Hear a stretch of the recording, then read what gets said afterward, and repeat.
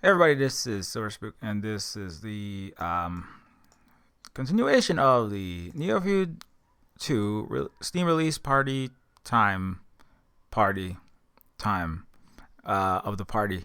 Anyways, this is the second half. We kind of did the morning portion of it, and now we're gonna be joined soon by Emerican Johnson, and EJ is almost ready. Um, but yeah, we were joined by Marceline, Sondra, Kate, and Holly also made an appearance. So yeah, it was good times, and the various contributors to Neofeud 2, voice cast. Holly contributes more than just a voice, but also does the most voice acting in the game after me. And yeah, anyway, long story short, I just want to quickly go over some cool stuff while we wait for EJ. Yeah, don't forget Neofeud 2 is on sale right now. Let me make this a little bit smaller. Let me just see here.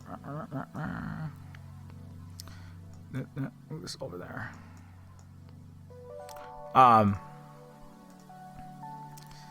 If you like Neofeud 2, don't forget to leave even a very short review because it does help get the game discovered in the Steam algorithm. It's on sale for the next. Let's look at it. 16 hours and 9 minutes. So run on down there and grab it if you haven't yet. I hope this audio is not too loud. But yeah, thanks a lot to. Thanks a lot to Kiazra for leaving a review. Even if you're not quite done with the game yet, leaving a review sooner, and then you can update it later, helps out to get us to if you can get to 10 positive reviews or 10 reviews, ideally mostly positive, then we can get an official ranking on Steam, and that does help out. But yeah, thanks a lot to Kiazra, who says, I have been playing this game, Neofeud 2, for at least 10 hours, and I am very impressed. It is the perfect successor to the original Neofeud game. The voiced dialogue has a lot more to offer in terms of lore, story, and options as you play, and the art of this game is very well done. On top of that, it also exposes more of the capitalist system we are currently living under every single day for those who live in the Imperial Core or anywhere in the West, more so than the first game did, and with ways to combat the system itself directly, instead of just installing a ruler in its place, is a huge upgrade in my eyes. We'll spare the details as it would be spoilers to those who have not played the original game. It is well worth the price, and I intend to play this game up to full completion and explore what I can out of it. But for now, I'm adding on a positive review to boost this title in Steam's charts, as this game does deserve to be seen. Thanks a lot. Okay, anyways, I just wanted to share that. And yeah,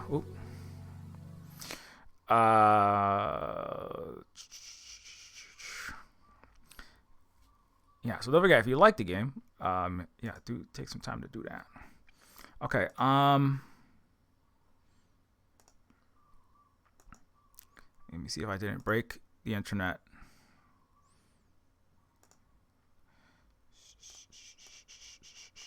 Okay, I'm just gonna throw the Neofeud 2 trailer out for a moment. You're probably used to seeing this. Actually, we have some Neofeud 2 in-game footage that we can also share. Emerican Johnson is coming on soon. I should probably share the Emerican's part.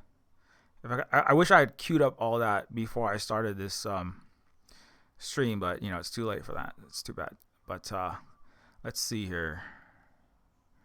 Okay, I'm just gonna play this trailer real fast.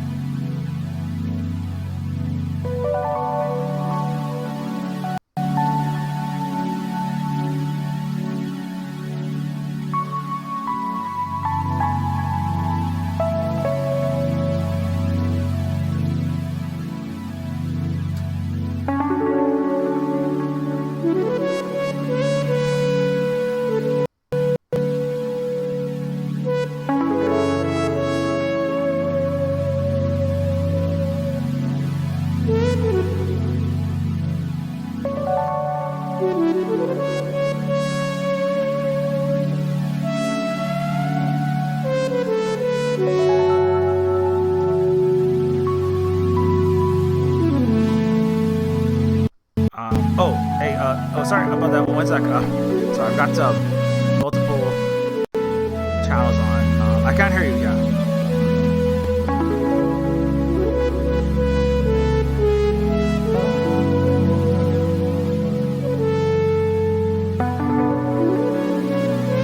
Okay. Oops. Oh crap. Okay. Um.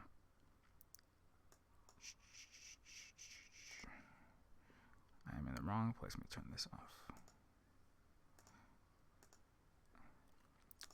Okay. Oh, okay. There we are. Hey. Okay. I can hear you. I can't see anything yet. Nice. Yeah. Say again? Oh, I can't. Are you gonna have camera on or no? Oh, I don't. Yeah, I don't have a camera in this computer. Oh, okay. Okay. Okay. All right. Anyways. Okay. We're Well. in a crappy location right now. So. Oh no. Yeah. Yeah. Yeah. Sorry to hear. Yeah. All that. Yeah. Hope Luna feels better soon. Yeah, she just woke up, but I haven't actually talked to her yet. So I guess we'll find out momentarily if she's healed overnight or not. Oh yeah. Um. Well. Anyways. Yeah. Thanks for taking some time. This is the Neofeud 2 Steam release party. It's second half. Are we live? Are we partying right now? Oh, we're partying right now. Yeah, we're on already. All right. Okay. Sorry. Yeah, I kind of started it a little earlier because I wanted to like share some other material, some new Neofeud 2 news. But yeah. Sorry. But yeah. Anyways, we're already live, so yeah. I mean, everybody kind of most people here might know who Emerican Johnson is, who are gonna watch this. But if you want to quickly like kind of introduce yourself. Sure. Yeah. Okay. Well, I'm the half of one third of non-compete content cooperative. We've been doing socialist and kind of political commentary, media commentary, social commentary stuff, puppet shows, but not for a long time. Stuff like that for close to a decade now. Since about 2017, we started as a blog, and then 2018 we started the YouTube channel. And my partner Luna, who is also part of the non-compete cooperative, also has her own channel, Luna Oi. She may pop on. She's also feeling sick. We were talking last night, Silver Spook. Every time you have a stream, she gets sick. So there's some kind of weird energy going on. That it's the capitalist trying to interfere with it. I think so. It's like the CIA ray no. is targeting these streams. But anyway, I do want to talk a little bit about Luna because she's also in Neofeud 2. She's a fantastic Vietnamese content creator. She has her own channel, Luna Oi, and she's done a really good job, I think, doing the voice acting for not just this game, but also Silver Spook did a game that she kind of starred in, which was kind of a Contra clone. I think everyone should check that one out as well if you like Neofeud. It's got very similar themes. But yeah, and then I played the arch villain, or one of the arch villains in Neofeud 2, the evil sort of I don't know how you would describe it, kind of the evil military commander, and that was a lot of fun to play. I also played a few other smaller but also very fun roles. I think my favorite role to play was the surfer character, the California surfer dude. That was a lot of fun. So yeah, I'm very excited, and I'm very excited to that the launch seems to have been going really well. Silver Spook, I'm very pleased to hear you've had a lot of downloads and purchases on Steam. So that's very exciting. We want as many people as possible to play this. So yeah, that's kind of who I am. Yeah, definitely. Yeah. And I apologize. It is also like the morning for me, so I'm just waking up and I haven't finished my first cup of coffee yet. So yeah, hopefully as the stream continues, my energy levels will start to pick up. Yeah, sorry, putting you on the spot there. I know it's probably rough. I was no, it's fine. But EJ's been obviously big huge help, and when Neofeud 1 came out, also I was talking about this before. It's like definitely helped to bring me more into like various circles in the global kind of left. Certainly like the YouTube left spaces and other online spaces, and Yeah, actually, literally speaking of Steam releases, because that really helped Neofeud One to get like more exposure to different audiences from like a kind of more like a the political angles. Where because I wasn't sure like how exactly. That's one thing I've been thinking about a lot. Speaking of Steam release, is just like how to like the last couple of weeks, it's just been messaging like lots and lots and lots of people.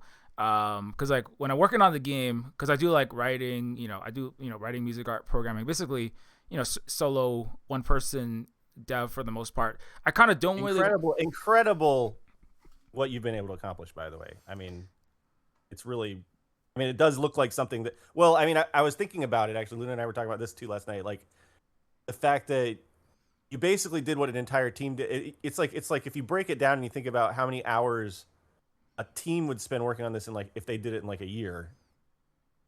I mean, like a team of like 10 programmers. So that's, it kind of makes sense that it took you like, how long was the production for this game? Yeah, you're doing the job of like 10 people, so it was about it was like 9 years, so almost a decade.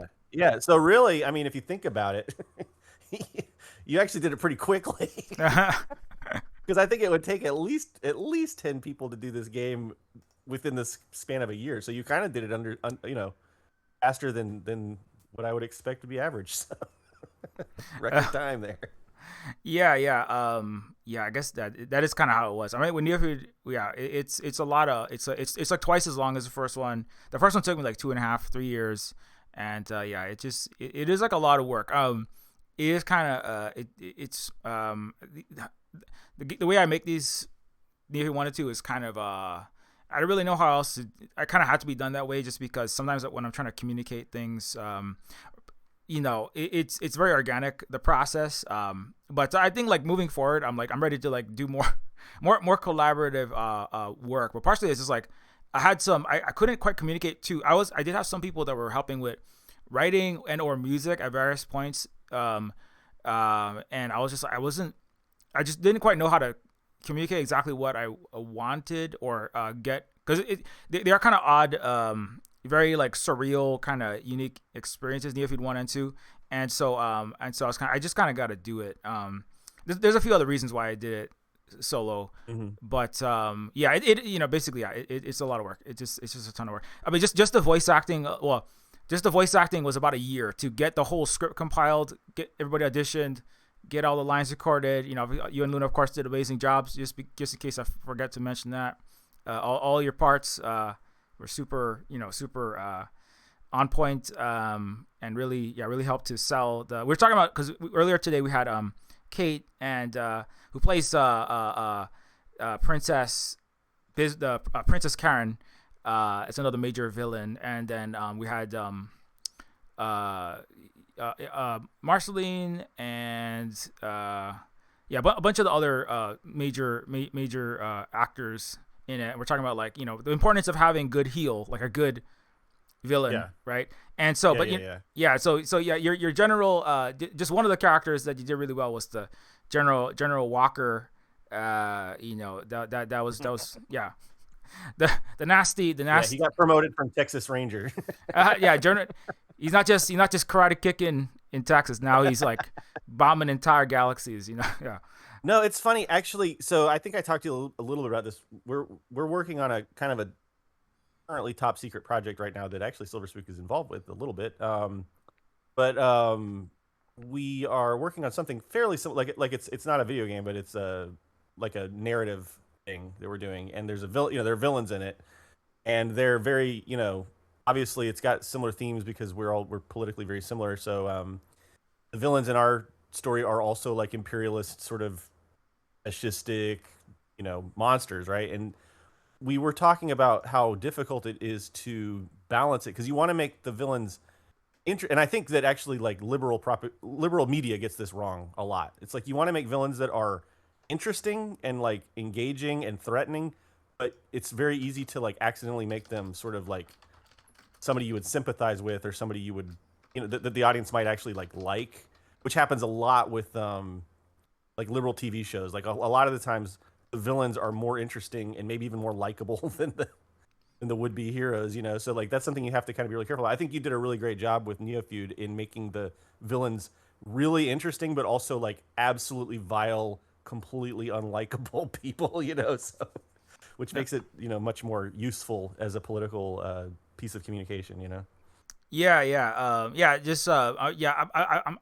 Oh yeah, it's top secret. So I'm trying not to tell people too much. I sometimes I'll mention I'm assisting It's with not top voice secret. I guess it's like middle secret middle secret. We don't have an official footage leaked. designation. Yeah. Yeah, but it's Right. like yeah, it's a very cool. I mean, I was talking to you. Actually, it's funny because like a lot of the voice actors, as I gather, I'm like every time I talk to someone's like, oh, I'm also involved in EJ's project. I was just talking to Mexi yesterday and Ron, and they're like, oh yeah, I'm all in. I just got done recording for EJ's project. So it's a lot of the same cast. It's a lot of good. You got you like Neofeud too. A lot of you can have a lot of recurring cast as I gather. And yeah, they're all like they all sound like they're like really having a good time. I was trying to talk about like I was kind of like GI Joe, but not imperialist. Is like something that kind of struck me first. I don't know that that's any way to Yeah, exactly. That's exactly what it is. It's we call détournement. We're like we're telling the true story. It's the true story of what happened, and without all the imperialist propaganda. So yeah. It's I mean, yeah. Back to what you're saying, kind of like how like villains. You don't want your villain to be too, yeah. You don't want it to be too sympathetic. Obviously, one kind of I don't know. I actually it's funny because one of the Neofeud voice actors, I think it was Bridget, just made a video about like why the satire of The Boys, which is supposed to be kind of ostensibly, according to creators, critiquing and the characters that are kind of central, the quote unquote superheroes are kind of supposed to be bad guys, supposed to be a critique of the system, but a lot of people, it's not right. People are like, many people have glamorized and celebrate these kind of horror. Really kind of horrible characters, and so the message kind of misses. That's something that's I always like sometimes I'll get reviews, and it's ongoing like thing I'm always thinking about, where people will say, well, so to speak, I like Neofeud or Neofeud 2, but I feel like this message is on the nose, or this message is ham-fisted, or this is show don't tell, which is like or I don't know, it's too direct or it's too didactic or something like that. And and it's but that like exactly that thing, like something I'm always thinking about, where it's like, but if it's too off the nose, or if what's the opposite of ham-fisted, like if it's too like calorie free, low fat fisted, I don't know. if it's got no fist, then there's no punches landed. Well, plus it's a matter of perspective, because honestly, I'm totally serious here. I think the only thing that's like unrealistic about Neofeud 2 is just the like aliens and robots, and it's like the sci-fi aspects, but the politics are just reflecting what actually happens in the real world. I mean, you haven't really exaggerated the horrors of colonialism and capitalism and imperialism. I mean, and fascism and all these horrible things that exist in the real world. And if people think that you're kind of exaggerating, then I think they need to maybe study not only history, but also like what's going on around the world right now more. And they'll see that like you're actually just kind of really just putting up a mirror to society with Neofeud 2, I think. And yeah, I mean, there's moments where you get you have like comedy moments, and you have some melodrama and that sort of thing. But life is like that too, like there's things that happen in the real world that are absurd. Like I just did a video recently about the whole like UFC on the White House lawn. I mean, that's probably about as absurd as anything you put in Neofeud 2, I think. Right? Like, I mean, so I would have to really disagree with whoever would make that claim about Neofeud 2. And I would also say, yeah, just to kind of piggyback on what you were saying about The Boys, I've often wanted to do more coverage on a lot of my favorite shows. Okay, so like the shows that I enjoy watching the most tend to have like really weak politics, especially in the sense that they can be like misconstrued, like you're talking about. So for instance, and I can actually kind of document my political development as an individual through my relationship with shows like The Sopranos and Mad Men, right? Because when I first watched those shows, when they were first coming out on TV back in like the early and mid 2000s, like the late 90s even, I actually like thought that Tony Soprano and Don Draper were like cool. You know, I was like, I thought they were like the heroes, and I thought they were like cool guys that we should try to be like. And then I watched it maybe like 10 years ago. I watched both those shows again, and I was like, I don't know, these guys aren't as cool as I remember, you know. And then I watched them like 3 or 4 years ago with Luna, and I was like, oh my god, these people are they're horrible, you know. And it's like that was, I think that's what the writers want you to think. They want you to think like Tony Soprano is a terrible person who like abuses everyone around him. Same with Don Draper, is like a very abusive, uh, alcoholic, you know, bad person who just kind of like reflects the society around him, you know. Um, but the message just doesn't come through if you're not already kind of on board. It's like you kind of already have to agree with the message to receive the message. And I think that's a big failure. That's kind of what I was talking about when I said earlier that like liberal propaganda often really falls flat on its face. And I think like GI Joe is another really good example. Like when I was a kid watching GI Joe, yes, it's very obviously like this jingoistic American propaganda.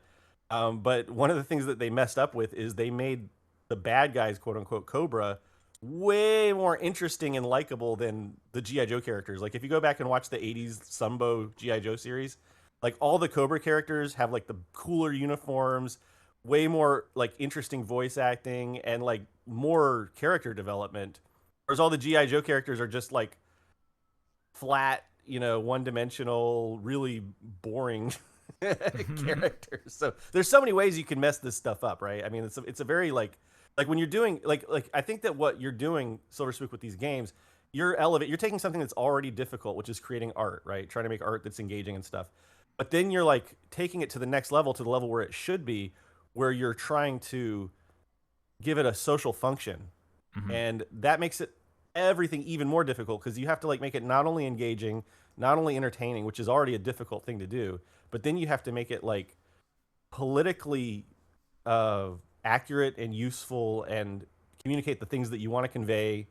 You know, it's like a very difficult thing to orchestrate. And so the fact that you've been able to pull it off so well with your games, and not just Neofeud 2, but like I think all your games are very successful in this regard. I mean, deserves a lot of credit, you know. And and yeah, we can talk more about like the medium of games and all that kind of stuff, but just in general, any form of entertainment is difficult to pull off, but then it's even easier to mess it up politically. So I'm glad that you've taken the care to communicate things, you know, as well as you have. Well, yeah, thanks a lot for the votes of confidence. Yeah, it's I you know it's yeah I definitely spent a lot of time like trying to I was recently just talking about this. Yeah, you know, kind of like what you're alluding to, because you want to make it entertaining. You want to not accidentally convey, or you know, the wrong, or I should say, well, you want to leave a more negative than positive impact in the world, right? Because you know everybody is gonna read their own.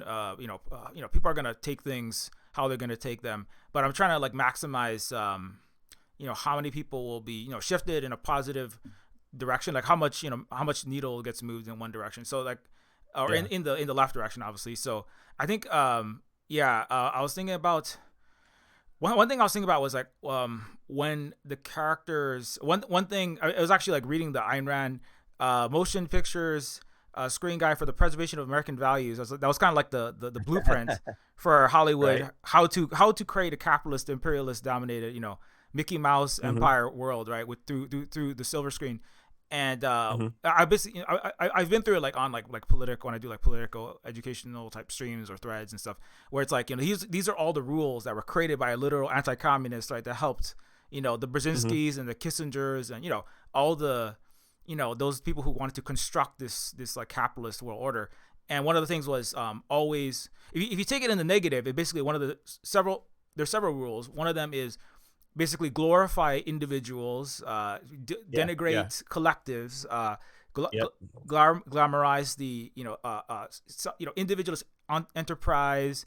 It's basically like focus always on individuals. So like the strong.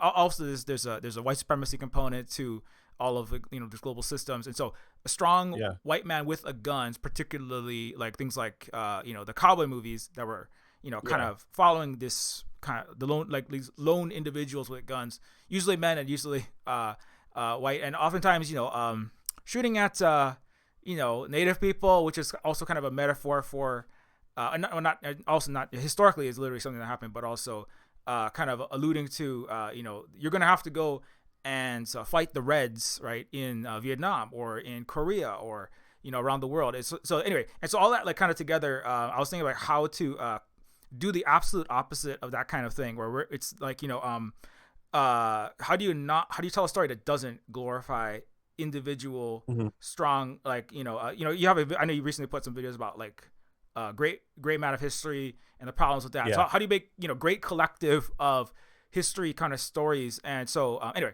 so yeah, so one thing I was trying to, this was one reason why it took a bit longer than I wanted it to, is because I wanted to make like really big scenes with like there's like 10, 20 or more, just a whole huge crowds of people. And there's like a scene where you're involved in several of these where there's like the android unionizer of the galactic workers of the worlds, which is kind of like alluding to the IWW, who is like part of a coalition of there's like anti-fascists, there's like anti-imperialists, there's global south refugees, there's just people that are just robots that can't afford their brain rent, and everyone's just kind of collectively struggling. But it's like it's a whole collective struggle, the way in a way that's kind of obviously it's science fictional, it's imaginary, it's it's in space, there's robots, but it's like kind of what you're saying, like these are things that are happening in the world. Like there's like mass numbers of people, and then there's police, and behind the police in this capitalist imperial core, there's like Miss Princess Karen, the ultra rich, ultra privileged person, like basically paying them off. So there's like a lot of scenes where there's like visually on the screen there's like a whole group of people that are kind of like class trader, like, or like the ACAB and AKAB, all knights are bad, like all cops are bad. So the knight, right? Yeah, and then the lords, right, the Neofeudal lords, the royalty that are like paying their knights are on one side, and then there's a whole bunch of like a whole bunch of people, not like one person, but a whole bunch of people that are all collectively resisting. They're all like holding signs, like that. Each one is different.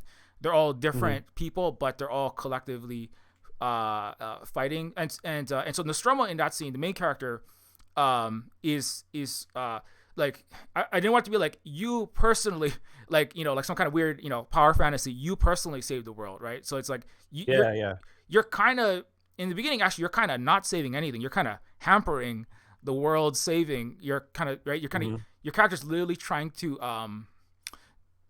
get the protesters, get the the people that are fighting against capitalism and empire to go home, so to save yourself. And it's like over the course of that, and partially that's because people's trying to just survive these systems can like betray each other. That's part of the message of that. But it's also like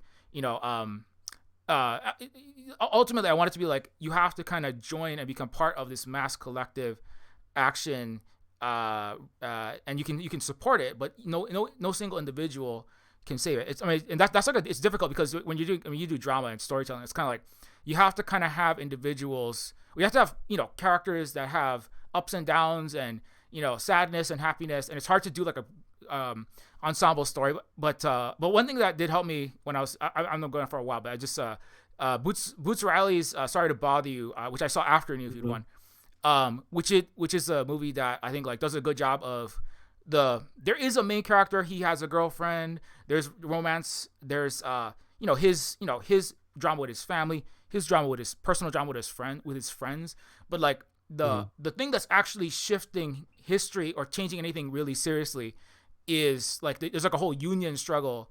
It's a working class struggle. So I think he balances that. Also he also just put out I Love Boosters, which everybody should go see. And the other thing was also watching a bunch of these Holly's watching all these like C dramas. I was watching some like various movies made in the East and shows, and there does seem to be like a different like there's more ensemble, and there's less like one of them was, I think it was just like My People, My Homeland, that kind of documents like the struggle over decades, right, to alleviate poverty in China specifically. And there's like no individual saves everything, but each person over time is like a part of this ongoing struggle. Anyway, so long story short, that's like that. I'm trying to reorient how to do storytelling and do it less, glorifying great man of history or that kind of, Anyway.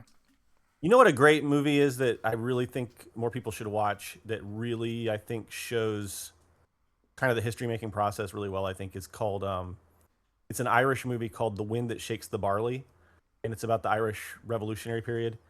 And what's really interesting about it is that it shows how there's all these different kind of like revolutionary currents and different ideological positions that people have, and they all kind of they're trying to, like, the Irish, revolutionists are trying to have solidarity. It's just really interesting because the movie shows a lot of things that I've seen in my work trying to bridge various different groups together, and it's like everyone has their perspective and they share their perspective, and everyone sounds pretty reasonable when they're talking. You know what I mean? But like they, and a lot of times different elements of Irish society are like having these contradicting, uh, I guess you could say, like interests, right? Or needs or desires or whatever. But they have a common enemy of like the British settlers, and they're trying to kind of navigate all that. And I think that that movie really, it just really does a good job showing like how difficult it is to have a revolution. Because it's not. You think it's going to be like the propaganda posters where it's like all the workers rising up together en masse, forming one huge fist, but Mm-hmm. really like not only are there natural differences, right, among human beings, like there's going to always just be natural differences that we have, but also the ruling class absolutely understands the divide and conquer strategy, and they very intentionally, like you said, through like the Ayn Rand propaganda model and all these other different propaganda models and all these other different intentional sowing of like artificial division, they very much try to exacerbate the problems that already exist. And by the way, the British did that, because like there's a great, I don't want to ruin the movie, but there's like this really great scene towards the end of The Wind That Shakes the Barley, where they're like really getting close to accomplishing something that's really important. I'll try to keep it vague so in case anybody wants to watch the movie, but they're trying to accomplish something really important, and then the British like totally see that that's like a wedge issue, and they like the British go in and like intentionally start to divide Irish people, and it's like it just does a really good job showing like how politics actually kind of tends to work in the real world, more so than most movies. I mean, of course it's like, of course it flattens things a little bit, and you have to have like viewpoint characters and stuff, but it gets a lot closer to hitting the mark than most. And I want to say this too, because I feel like when we talk about this stuff, Silver Spook, like I don't know about you, but I always get comments from people who are like, oh, why do you have to make everything political? Why do you have to make video games political? Why do you have to make movies political? And it's like, I just want to say that everything is already political, right? Like we live in a class society, so like anything we do is basically going to come down as being like for the status quo or against the status quo, right? I mean, like that's kind of maybe a little bit too simplifying, but I don't think it is really. You're either for like, liberation and revolution, or you're against it, right? I mean, at the end of the day, that doesn't mean we all have to like, and I think people misunderstand that. It's like that doesn't mean you have to like every single creative thing you ever do, you have to like intentionally make it like a revolutionary propaganda or whatever. But you do have to be careful that you're. This is the key. You do have to make sure that you're not accidentally making reactionary garbage that's making things worse and like reinforcing these terrible systems of oppression, right? Like I think that's the baseline, and I think every artist can and should be willing to get on board with that, right? I mean, that's like not much of an ask. Like, don't make fascist, white supremacist, whatever, like reactionary propaganda. I think we could all get on board with that. But in order to avoid that, you have to be at least a little bit conscious of these things. And so you were talking earlier, Silver Spook, about how you were trying to, balance all these different aspects and make it all like politics is an aspect of art, okay, and creative work. It just is. It's not like something you can just like surgically sever off and remove. It is an aspect of it, just as much as like color theory or like music theory or whatever are aspects of art. If you want to make a video game, you have to know a little bit about music, you have to know a little bit about color, you have to know a little bit about programming, and you have to know about politics, because it's just an aspect of it. One of the things I really hate, because I do, I'm not like the world's greatest comedian or anything like that, but I am very into humor. I try to use humor in my work, and I also really just love the art form of comedy. And this whole like comedy ideology that has been developing lately, through especially through like the Joe Rogan crew, where it's like, oh, why is everybody making comedy political? It's like comedy has always been political, and that's one of the things that makes it wonderful. Like, you're denigrating art when you try to say that like it shouldn't be political, because the whole, the theme, I might have talked about this on the stream before, I don't know, but the trope about throwing tomatoes at a comedian, Silver Spook. You know what I'm talking about? Yeah, yeah, yeah. Like if a comedian's bombing, that comes from the 19th and early 20th century in vaudeville when they were making like racist jokes about Irish people back then, right? Because there was a time when Irish people were not considered white, and Irish people would go to those theaters and throw tomatoes at the like anti-Irish comedians. So like that was like like everyone's talking about how cancel culture is new. I mean, they were throwing tomatoes at racists over 100 years ago for telling racist jokes. So I mean, none of this is new, and the people who are actually oppressed have been clued in on this for a very long time. So I don't know. That was, I guess, a little soapbox moment I wanted to get up, but I just feel like anybody who thinks that like art should not be political probably doesn't understand politics or art as well as they think they do. Yeah, yeah. We won't tell the quote unquote apolitical liberals at Rotten Tomato that's it came from political. Oh my God, I don't know why I never thought about Rotten Tomatoes specifically in that context, but that's a really good. Right, I've seen Rotten Tomato top critic reviewers saying this was good, but it was too didactic, it was too political. Do you know history? Who wants to tell them? I want to tell them. I wish I could sit down and have a cup of coffee with any of those people. I mean, I would love to just be the one to tell them, like, do you know what Rotten Tomatoes is actually referring to? You might be on the wrong website, my friend. Yeah. No, totally. Yeah, no. I just want to say, EJ is very funny, very, very, very. I'm not joking. The videos, very entertaining. We love all the puppet shows. And this script, when I was reading the script, I had to it's medium secret, so I won't say too much. But there's a lot of fun parts. There's a lot of very fun. I got to do over the top Australian as best as I, yeah. I was trying to do. I watched some Crocodile Dundee. That's not a knife. Nice. That's some good research material. This is a knife, so obviously, yeah. He does a good job of. I think he do a good job. I don't know of using comedy and entertainment, and while also making educational video essays and videos to, to do exactly what we're saying. So I think you succeed at that. For sure. Laugh to keep from crying. Yeah, and the sad clown.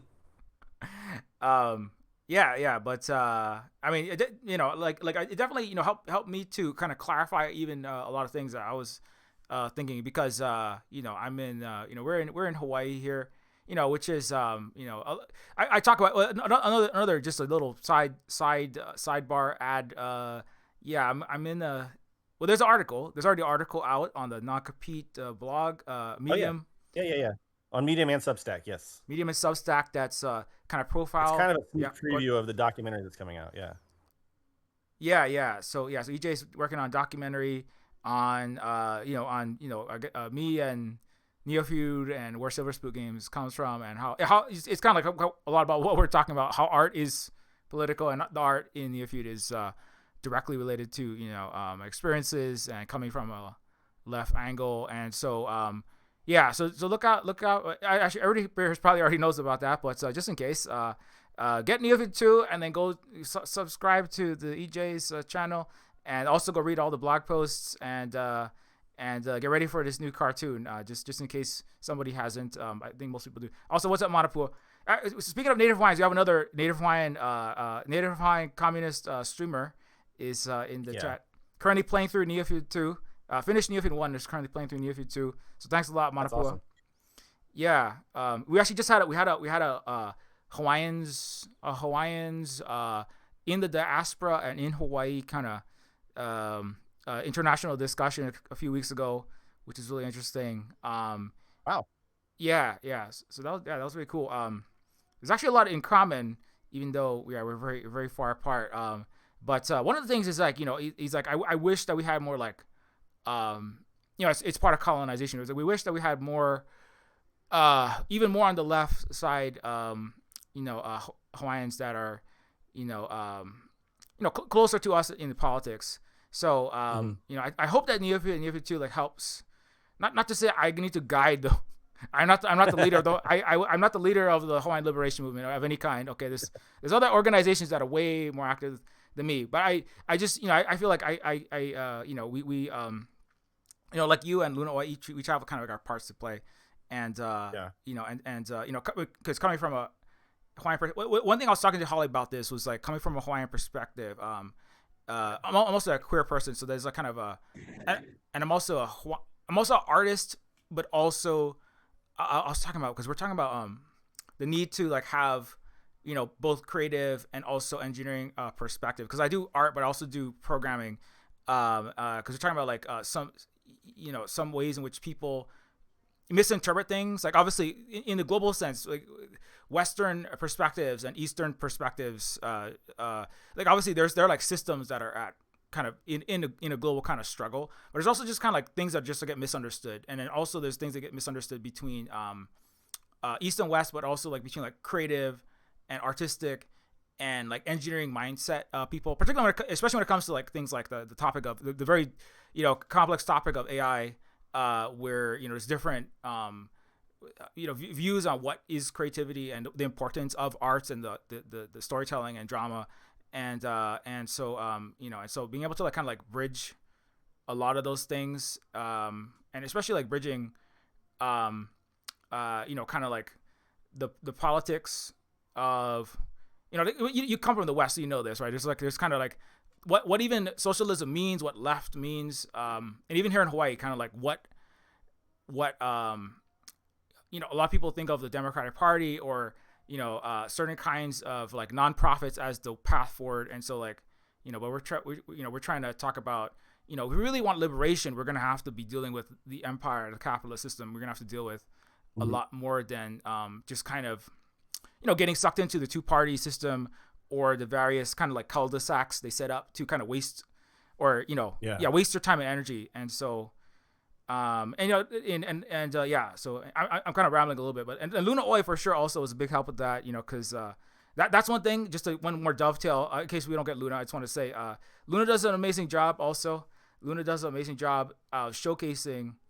Luna is part of why Neofeud 2 is the way that it is, because like there's a part in the game where you kind of exit the capitalist imperialist kind of core, and you kind of enter the opposite of it. Where Nostromo was like, oh my god, I was talking. People were asking earlier today, like, how did you make the music for that section?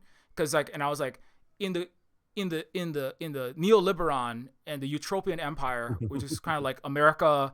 It's like New York City, the slums of Oakland and London and Mumbai, kind of all like mashed into one. It's kind of like like Coastlandia and Neofeud 1. It's just kind of like the malaise of being in the ghettos of a capitalist imperial core city, and its empire is just in collapse. So which is like you said, it's very much kind of, a lot of people are like, this is kind of like my life today. One of our friends actually that's going to be at a podcast, Lenore, who's going to be in a podcast coming up with Luna, was like, this feels like my life today, except I don't have a robot arm. and it's arguably worse today. yeah, because at least I don't get the cool robot arm. What happened to all the cool transit codes and stuff like in this cool Matrix? Anyway, so right, I know it's like we got all the bad parts of cyberpunk and none of the cool shit. Yeah, and Anyway, so I'll finish that thought. And hey, but yeah, so I have the music in the other side is like there's only like creaking metal and like it sounds like buildings falling apart. There's like old dial-up modems and like there's a lot like there's like a lot of like cyberpunk nostalgia, but I want it to kind of sound really unnatural, and there's like it's rock and it's kind of like has like a Vangelis Blade Runner type theme for all those kind of like classic cyberpunk film fans, but it's also kind of like sad, and it kind of sounds like it's not doing very well.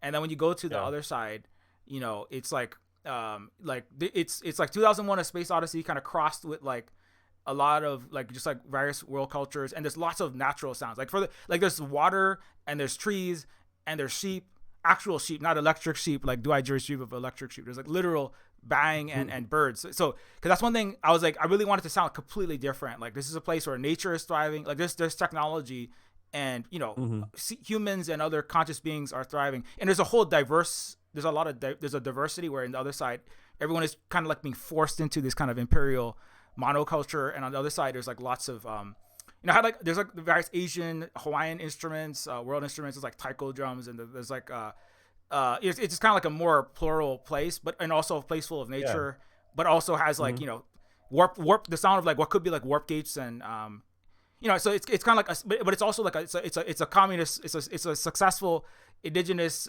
socialist civilization. And so but part of the inspiration, Nostromo, like at one point, the main character, when he exits the empire and enters, he goes into shock because he can't deal with like that. You could actually have a country where you get free everything, including energy and healthcare. That's not possible. And then like there's one point where he's like, it's like he's like, no, please, no, don't call the ambulance because I can't afford it. And they're like, I can't afford it, right? And he's like, don't worry. That happened to me in Vietnam a few times where I'd be like, no, I can't afford to go to the doctor. And Linda's like, it's gonna be like almost free. It's like $3 to go to the doctor. Come on. Yeah. And anyway, but yeah, long story short, that's thanks to Luna. When I was like, because I was also like one of those people that like, there's no way that's possible. And then I watched some like Luna Oi videos or like your guys' videos, like, yeah, this is how much it costs to go to the doctor. This is the grocery store, and this is, and I was like, what, Well, I seriously have had that. I mean, that's part of what has been a really radicalizing experience for me, was being in Vietnam. And okay, I want to just say, Vietnam is far from a perfect, utopia, right? Like they're very much, and they would tell you, any Vietnamese communists would tell you that they're like at the beginning of their, struggle for communism, right? I mean, like they're just starting to really be able to build socialism in the last like decade or so, as far as like building up means of production and all that kind of wonky stuff. But what I can tell you is that I've been here for about 13 years now, going on 14, and I have just watched the material conditions of Vietnam drastically improve year after year, even through COVID. Even through COVID, things were like materially improving, right? And then every time I go back to the USA, things are just actually getting worse and worse. And I only go back home like maybe once every year or two at the most, right? So I'm seeing it like, from my perspective, it's like very abrupt, because I'll come home and it'll be like 2 years of change. I haven't seen it for 2 years, so to me it's like very, very abrupt. Whereas all my friends, it's happening so gradually, like that a lot of people in the States are not even noticing it. It's like boiling the frog metaphor, because I'll come back and I'll be like okay, the first time I came back after COVID, right? It was, I think, 2020, like late 2021 or early 2022 or something like that. And I came back and I was like talking to my friends and I was like, dude, this is just a totally different place now. You don't notice it? Like there's just this bad vibe everywhere you go. Like you go to the store and everyone's just miserable, blah, blah, blah, blah, blah. Like it just felt like worse. And everyone's just like, I don't know. I mean, I guess I see what you mean. Like they didn't notice it because it was like they lived through it. So it was just like, I guess, a gradual decline or something. But anyway, yeah, I mean, things are just, generally speaking, just improving constantly here. And that's one of the things that like it literally gave me like an existential crisis, because I was like, how can this be? Like, and it's not even just Vietnam. It's like, it's just the whole, like, I grew up very indoctrinated and brainwashed as like American exceptionalism. America is the greatest country on earth, blah, blah, blah, blah, blah. And then even when I just went to like South Korea in 2012 it was my first time really leaving the country, in a uncontrolled environment, right? Where I'm not just in some like tourist area. And I go into Seoul and like everybody has better phones like than I do, like the first thing I noticed, because I'm like a tech nerd. I'm like, holy shit, everyone's phones are nicer than mine. And then they have like, I'm getting on the subway and I'm like, holy shit, it's so nice to be able to travel around with public transportation. Like that's something I never even thought about, because I grew up in car culture and motorbike. Like I grew up riding motorcycles and stuff. I enjoy individual transportation. I enjoy motorcycles and stuff like that. So I never even thought about. And South Carolina has no really functional public transit system, right? So it never occurred to me that that would be something that I might enjoy or want in my life, right? But then I go to Seoul and it's like, wait a minute, I actually really prefer just being able to walk out of my house and like jump on a bus or a subway and like go wherever I want to go in the entire city for like $1. Like actually, I really prefer that lifestyle. And now Vietnam is getting that. They've got metros now. They're building a bullet train. It's like things are getting better. But and we don't have access to that stuff in the USA. So I know exactly. Like I've lived through exactly that same experience that Nostromo had. Going into that. And I haven't even been into a real utopia. I've just been into places that are like marginally somewhat better. You know what I mean? But it's like, and not. I think the key is not actively getting worse all the time. Right? Like.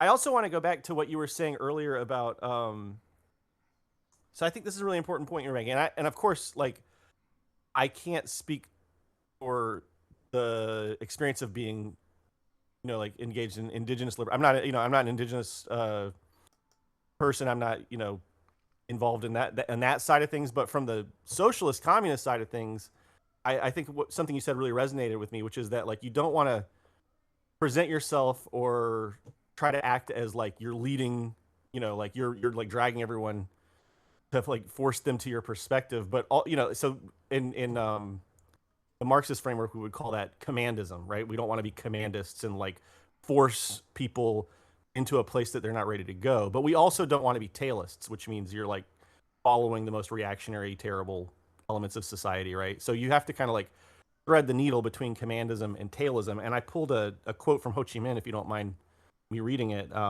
This is from the curriculum that Luna translated. If you want to get the free ebook, you can find that very easily, basically linked to in all of our videos. It's at banyanhouse.org. But anyway, so this is a quote from Ho Chi Minh for Modifying the Working Style, which Luna is now translating Modifying the Working Style as well for an upcoming thing we're doing, and that's never been translated into English before, so that's going to be interesting. But anyway, Ho Chi Minh talked about like the problems with commandism.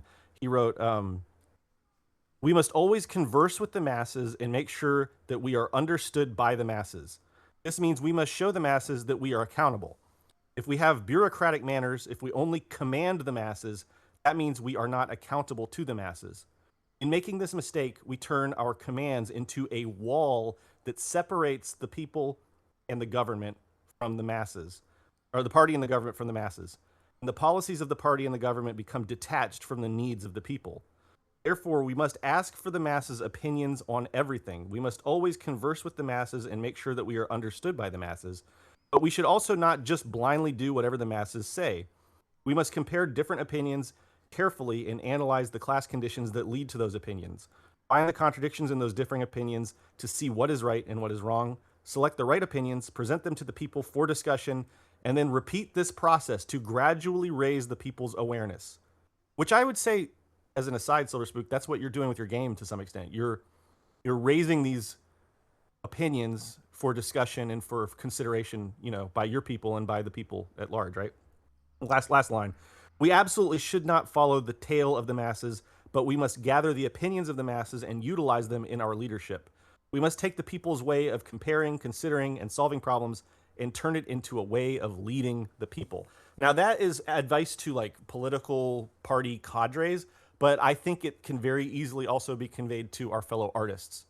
I think there's a lot of wisdom in there for artists as well, because that's kind of like our role, I think, in the political struggle, is to take the best ideas from the working class, right? Or from your people if you're engaged in indigenous struggle or what have you, like for instance, I'm non-binary, so I would say this also applies to like LGBTQ plus liberation, right? Like taking the best ideas from the LGBTQ plus movement and like elevating them and putting them forward in a way that our fellow strugglers, right, the oppressed, will give it due consideration and hopefully adopt those ideas, right? That's like a function of art and in a political struggle. So yeah, I just thought that was a really great fire Ho Chi Minh passage, and I wanted to share it with everybody.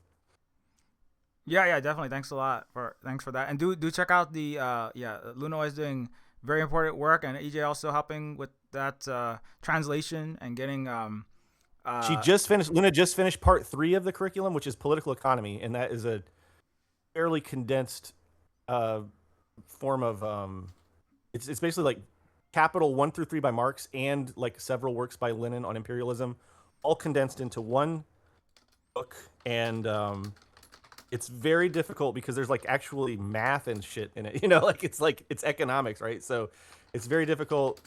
She just finished the rough draft. We're about to start editing that, and then we're gonna have to do a lot of annotations, I'm afraid.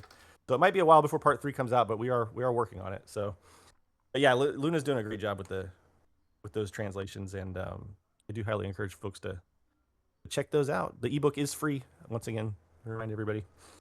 Yeah, I was just sharing. We have I always have a copy here, just so I can pull it up and put it on Yes. the camera. Love it.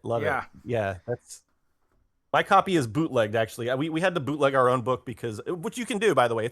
It's Creative Commons license. So if you live in a country where you, like in Vietnam, you can go and you can get a photocopy of like any book for like, I don't know, $3 or $4 or something like that. And that's what we do because we can't afford to get them like bespoke printed for ourselves, and it would have been very expensive to ship them because we actually get them printed in the US. So So we just printed out our own copies. I'm reading like a bootleg photocopy, which I encourage you to do if it's cheap. I don't think it's cheaper to do that in the US though, because like getting photocopies in the US are so freaking expensive. I don't know why it's so expensive, but yeah. Yeah. And I'm going to be back in one sec. Holly is making a surprise appearance. Holly! Hooray! Hi, EJ.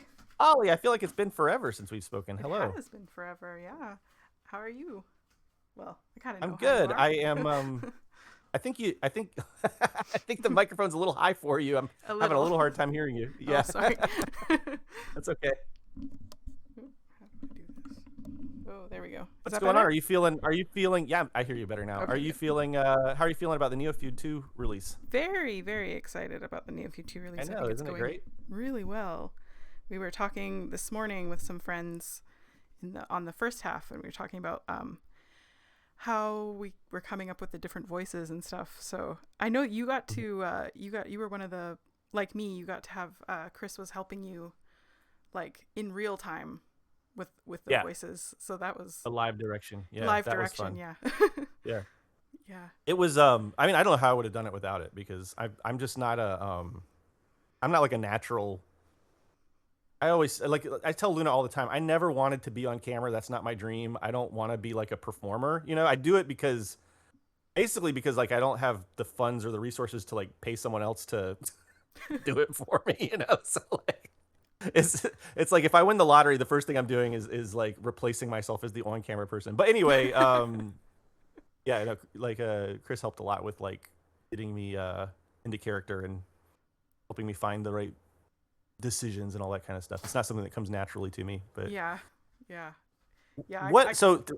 I think it would be interesting for you to tell everybody what your role was in because I know you played a big part in it. Yeah, I play Lith, and I also play Kailatu, and I also play R3P2, the little robot guy, who was probably like, sorry Lith, sorry Kailatu, but R3P2 was probably my favorite character to play and come up with, because he's just so fun. He's just so fun. Yeah. You did a lot behind the scenes too, right? Yeah, I mean, I do a lot of like, I'm the bouncing ideas off of person. Right. Yeah.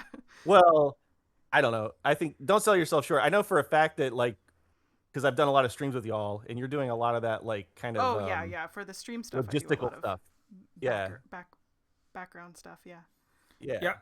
Holly, I say Holly is my brain, you know, because most of my brain is non-functional, so Holly has to keep my light, everything. Holly does a lot of work. I also played the brain. Yeah, Holly literally plays my brain in Neofeud 2. I play Nostromo's brain awesome. in the game. Yeah, that's a great metaphor. Yeah, that's a nice little like Easter egg, you know. I love that. Yeah, well, it was really good talking to you, EJ. I'm gonna go out to the other part of the house where I can keep an ear on the kids and stuff. But have a great rest. Of the another part of the labor, part of the labor that you participate in. Yeah, there you go. All right, see ya. Good talking to you. Yeah. Holly does a lot of because I had to take a little bathroom break. Where Holly does a lot of the various labor around. But Holly doesn't really like doesn't prefer to be in front of the camera. So but today that's what we were just talking about. I just said I also don't really like I'm not really inclined to be a performer. Oh yeah, I like to work behind the camera, you know. Yeah. Holly's definitely also prefers to just kind of behind the scenes, but does do all kind of labor, like lots of work, moderating, like always sharing these links and also just around the household. So and Holly did do, I don't know if she mentioned that, but she did like after me, because I did like there's 85 characters. I did so many. I did like 35. And Holly does like after me the most voice acting. Like List is like the second most with like 26,000. It's like a whole novel just for her of voice acting. There's so much work. So yeah, that is wild. Yeah, I mean that's I know that's a lot of work, because not only because I'm working on this animated thing, but also because we've been trying desperately to make a kind of like an audiobook version of the curriculum for like years now, and just recording it takes so long. Just recording it, not even editing it and everything else, but like just recording it takes so long. And then for you to have to also be, worrying about like the delivery of the lines and all that kind of stuff. It's just, and you have to process it too because it's a video game, so you have to do like effects. I mean, that's just a crazy amount of work. I hope people appreciate the incredible amount of work that the Silver Spook Games team has been doing, and really just you have been doing a lot of that. So.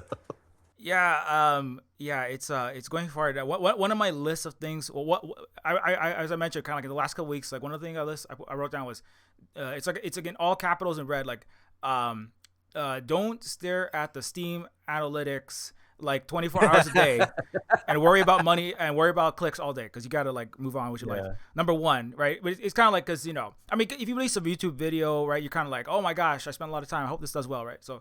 But like, don't get too caught up in that because it's gonna be not good for you, and it's not gonna impact, at a certain point how well or not well it does. But the other thing I wrote down was like, I mean, it is a lot of work. It's like 9 years of my life basically.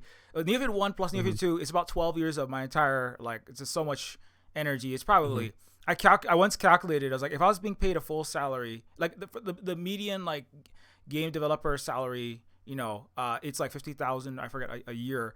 It's Neofeud 1 is about $150,000 worth of salary, and then Neofeud 2 is about $450,000. So it's a lot of I mean, not it's like I was like I don't expect like to like. I mean, the good thing is like I think over time I may like we're not millionaires here. We're not releasing Resident Evil, and we're not with a Hollow Knight, but like we can after the first day. It was after all that work, but after the first day, like it did sell like many times more than the first one, and so we're not like oh my gosh, Silver Spoon Games is going under, so we can keep at least going with the amount that it makes with the support of people like obviously helping to promote and just I think the left community is more collectively supportive in just in general of other comrades, and that really has been a part of it because I was talking to Holly, like, well, if this doesn't work out, there's not. When we first released Neofeud 1, I was like, well, I guess I'm gonna go flip the burgers, or I gotta go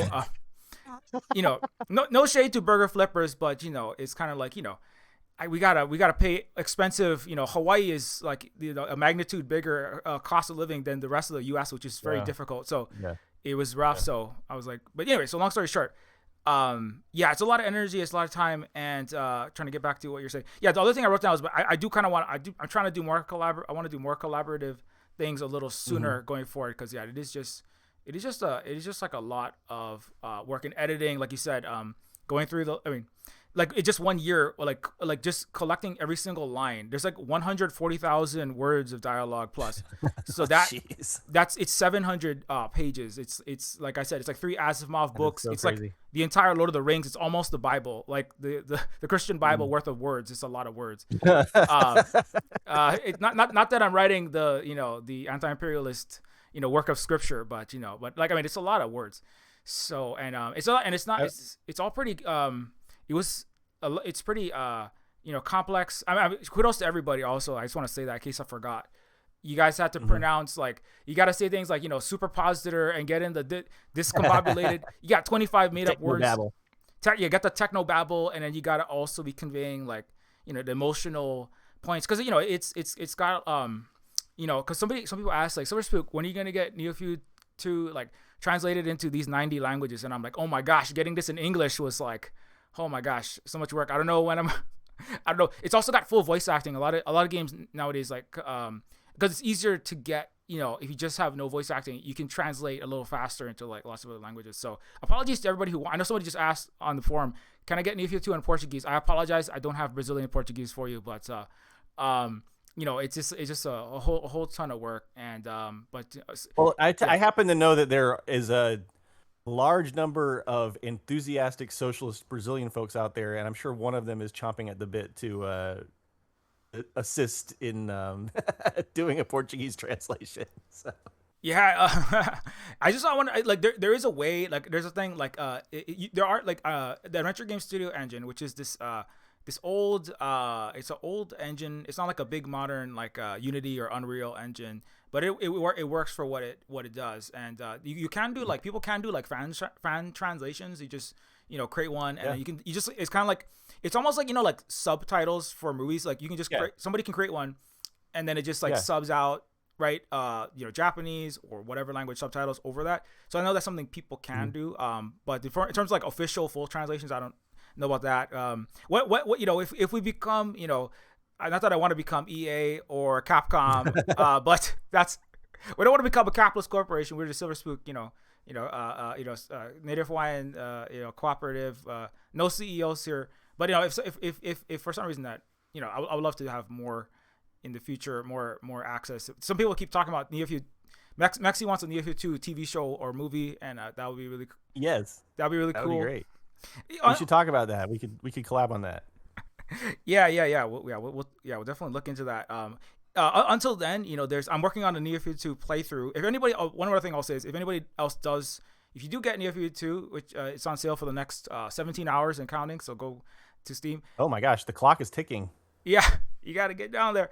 But yeah, if you do pick it up and you do Twitch stream or YouTube or share it, I'm happy to share it around and drop it. But please do, because that does help it out. And if you do, hey, just a little idea. If you are a Brazilian or any other kind of content creator from any other language space, you can do a playthrough and just like translate it as you go along for your audience. That might be a fun way to kind of share it, and hear the message. Yeah. There you go. Like, that's it. Yeah. Because realistically, I know like some people have trouble. Some people don't like play games that much, and so but people want to experience the story. So like, I mean, watching somebody else play is a totally valid. I barely have time to play video games anymore, but what I do is when I'm doing editing, like color correction or something, where I can kind of just turn my brain off for a while, I will always watch like a playthrough or something, and that's kind of how I stay in the video game. I don't know, like to stay current with video games. Although usually I'm watching retro game playthroughs. So I guess I'm not really staying that current. But like totally. I mean, to be 100, that's also that's I do that too, because I also. I was saying like there's lots of cool people I would love to talk to, but most of them are they're like 35 plus like us, and we got like a lot of stuff to be doing, and so finding an hour or two. I was glad I caught you the other Friday night. I was like, oh hey EJ's on, I talked to you. We're talking for a bit, because like we both you got stuff you got to deal. Luna's got podcasts to do. I got stuff to manage. So like just like watching or even listening to someone else play the games, because you can like do one thing while that's happening. Yeah.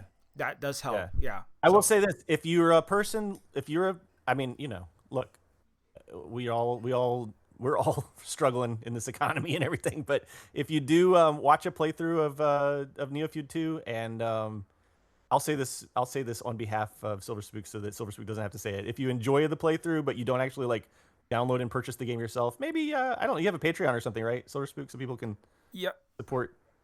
Yeah, so that might be something to consider if you have some funds available.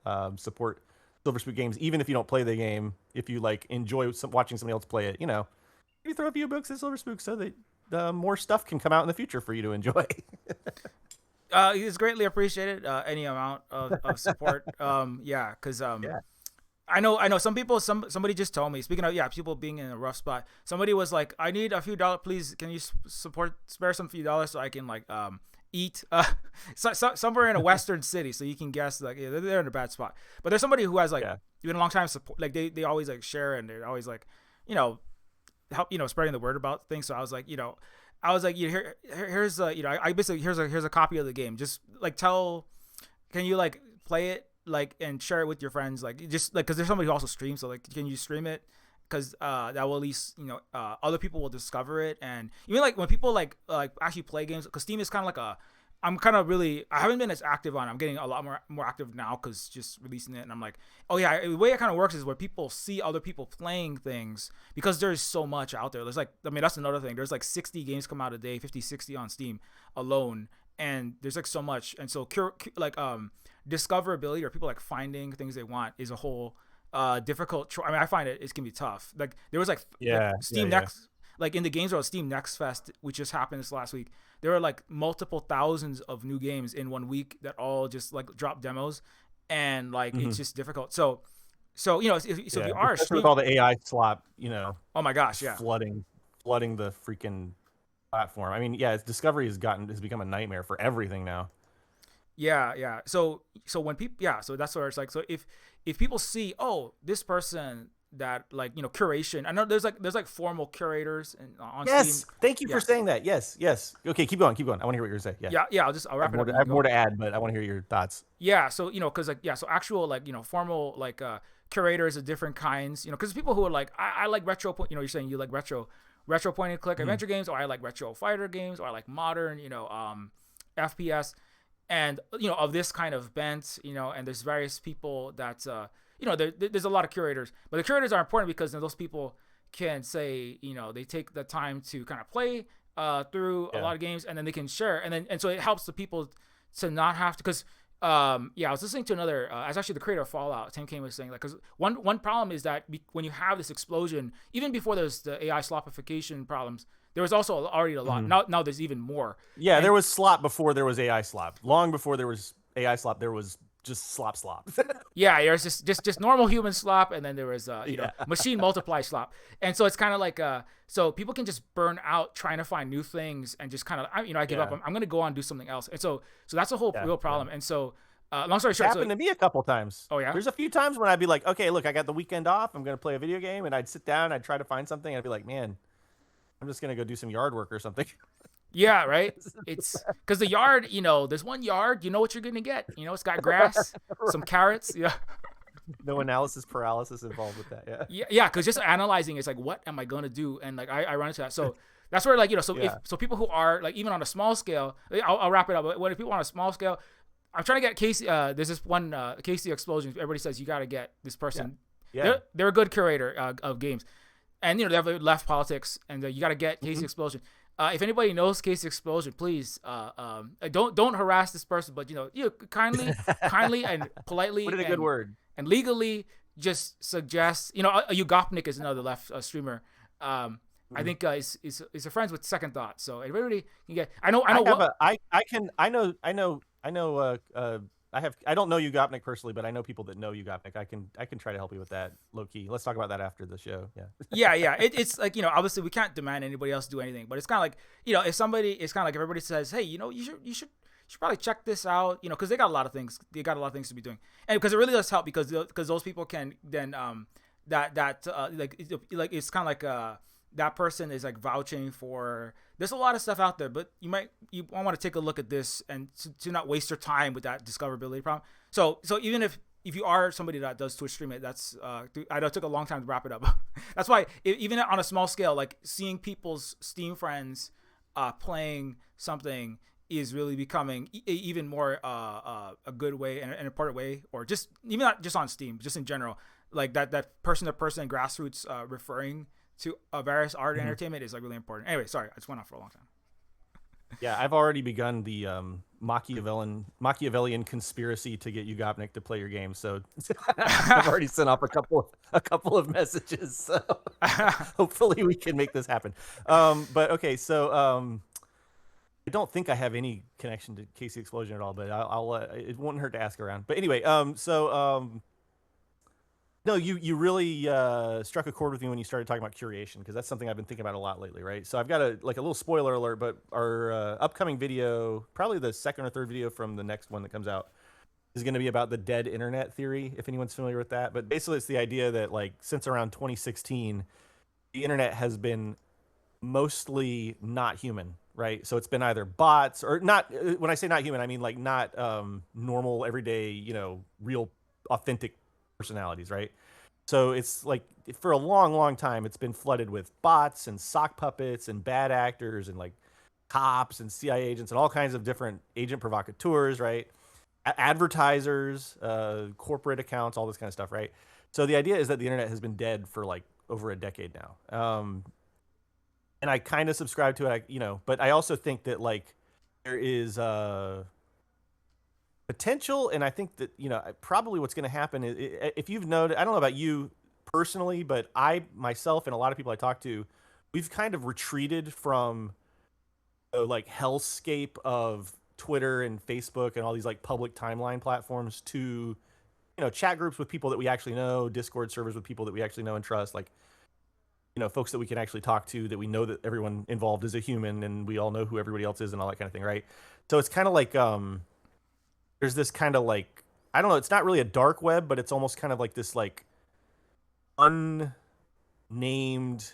informal internet now that's kind of being built as a reaction and replacement to the horrible public timeline platforms. Because it's like, Zuckerberg said a long time ago that Facebook is not really a place for you to, it's not intended as a place for you to like interact with people that you know in real life. Like that's not what they want it to be.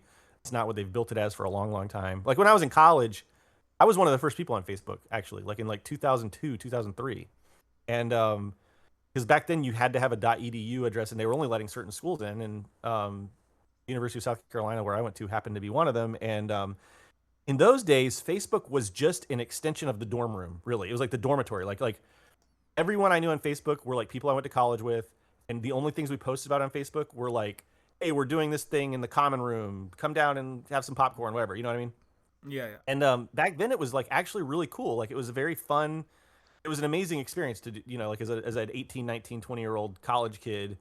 Facebook was authentically like a really cool thing for us, but it's not that anymore, right? It's this just horrible, horrible place where, and half the time when you're arguing with a stranger online, you're not even arguing with a human being.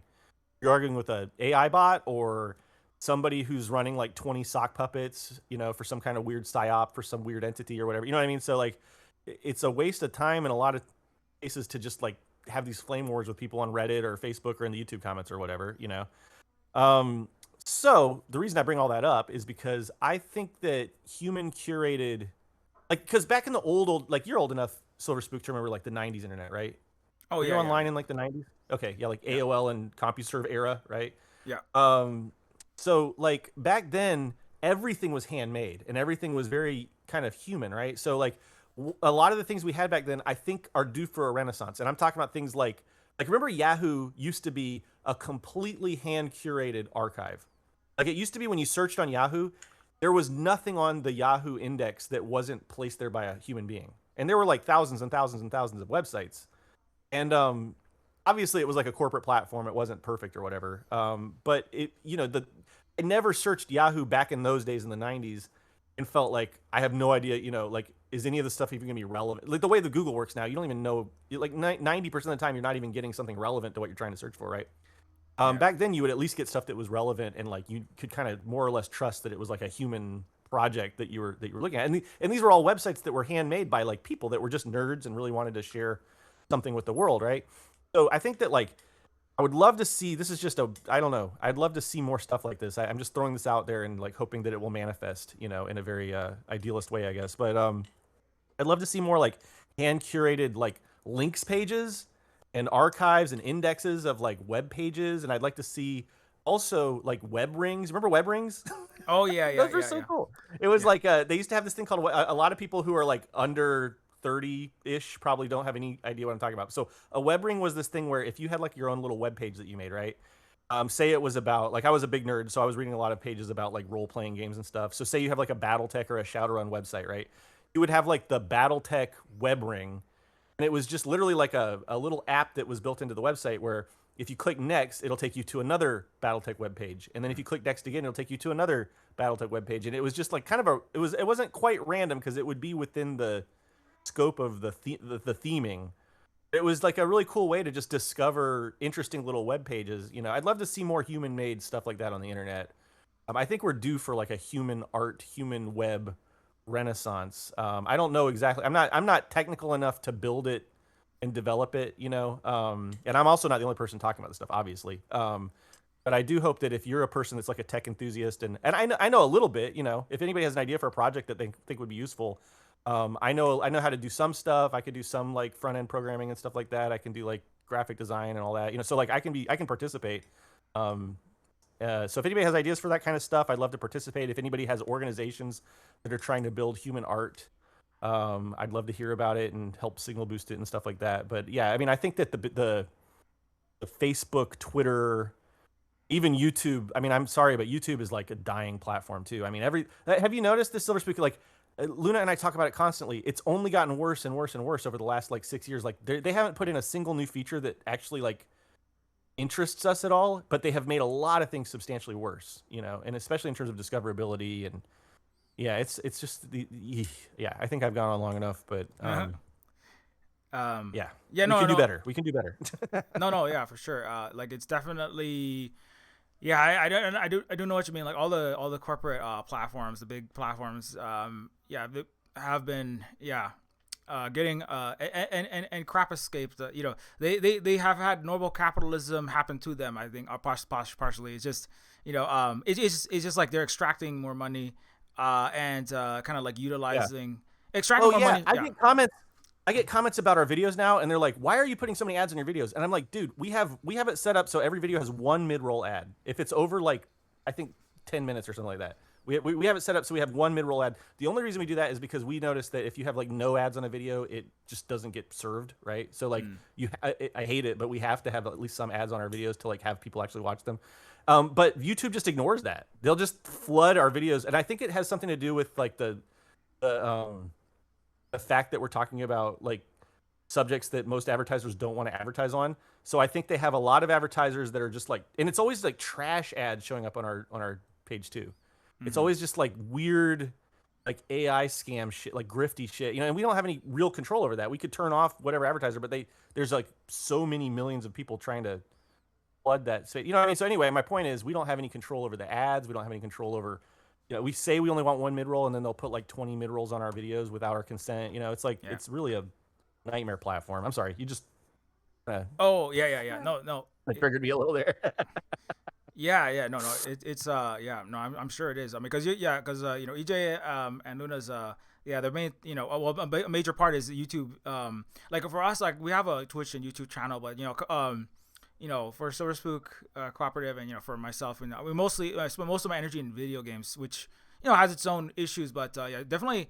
I definitely hear what you're saying on curation and having human created. I'm definitely, you know, that's one thing. There's some in some of the more like just kind of engineering specific, engineering and math and tech and science specific circles I'm in. There's like you know like there's some like well, we don't really need all that art, you know, we wouldn't really need all of these, you know, creators, but it's kind of like I'm like, you don't want to throw too much. You're throwing babies out with the bath water. I think partially on the other side, I think, especially like in kind of in a global context, there's a suspicion that's legitimate because like liberal, especially in certain non-Western places, like there are liberal arts majors from the West who have showed up and like, you know, or propagandized about you or wrote articles about, you know, like certain global. I'm talking very vaguely because I don't want to name anyone in particular, but it's kind of like we are engineering your phones for you in the West. You haven't done anything in particular useful with you know, your humanities degree except like denigrate us and put propaganda out about us, and so there's kind of like you know so you know if you know I'm using AI thumbnails or I'm using AI for all these other things.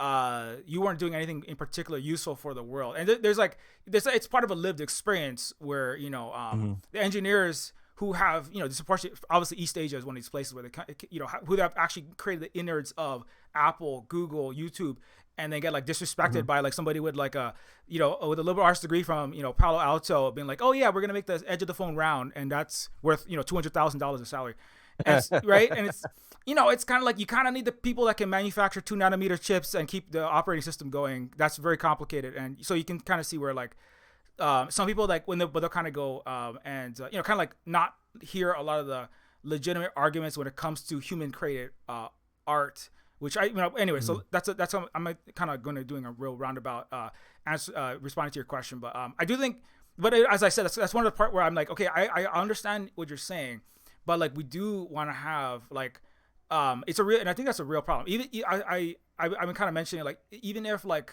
the dollar collapses, empire collapses, like Strait of Hormuz doesn't get fixed, and like even like the capitalists, like the the means of using dollars to exchange for products kind of implodes.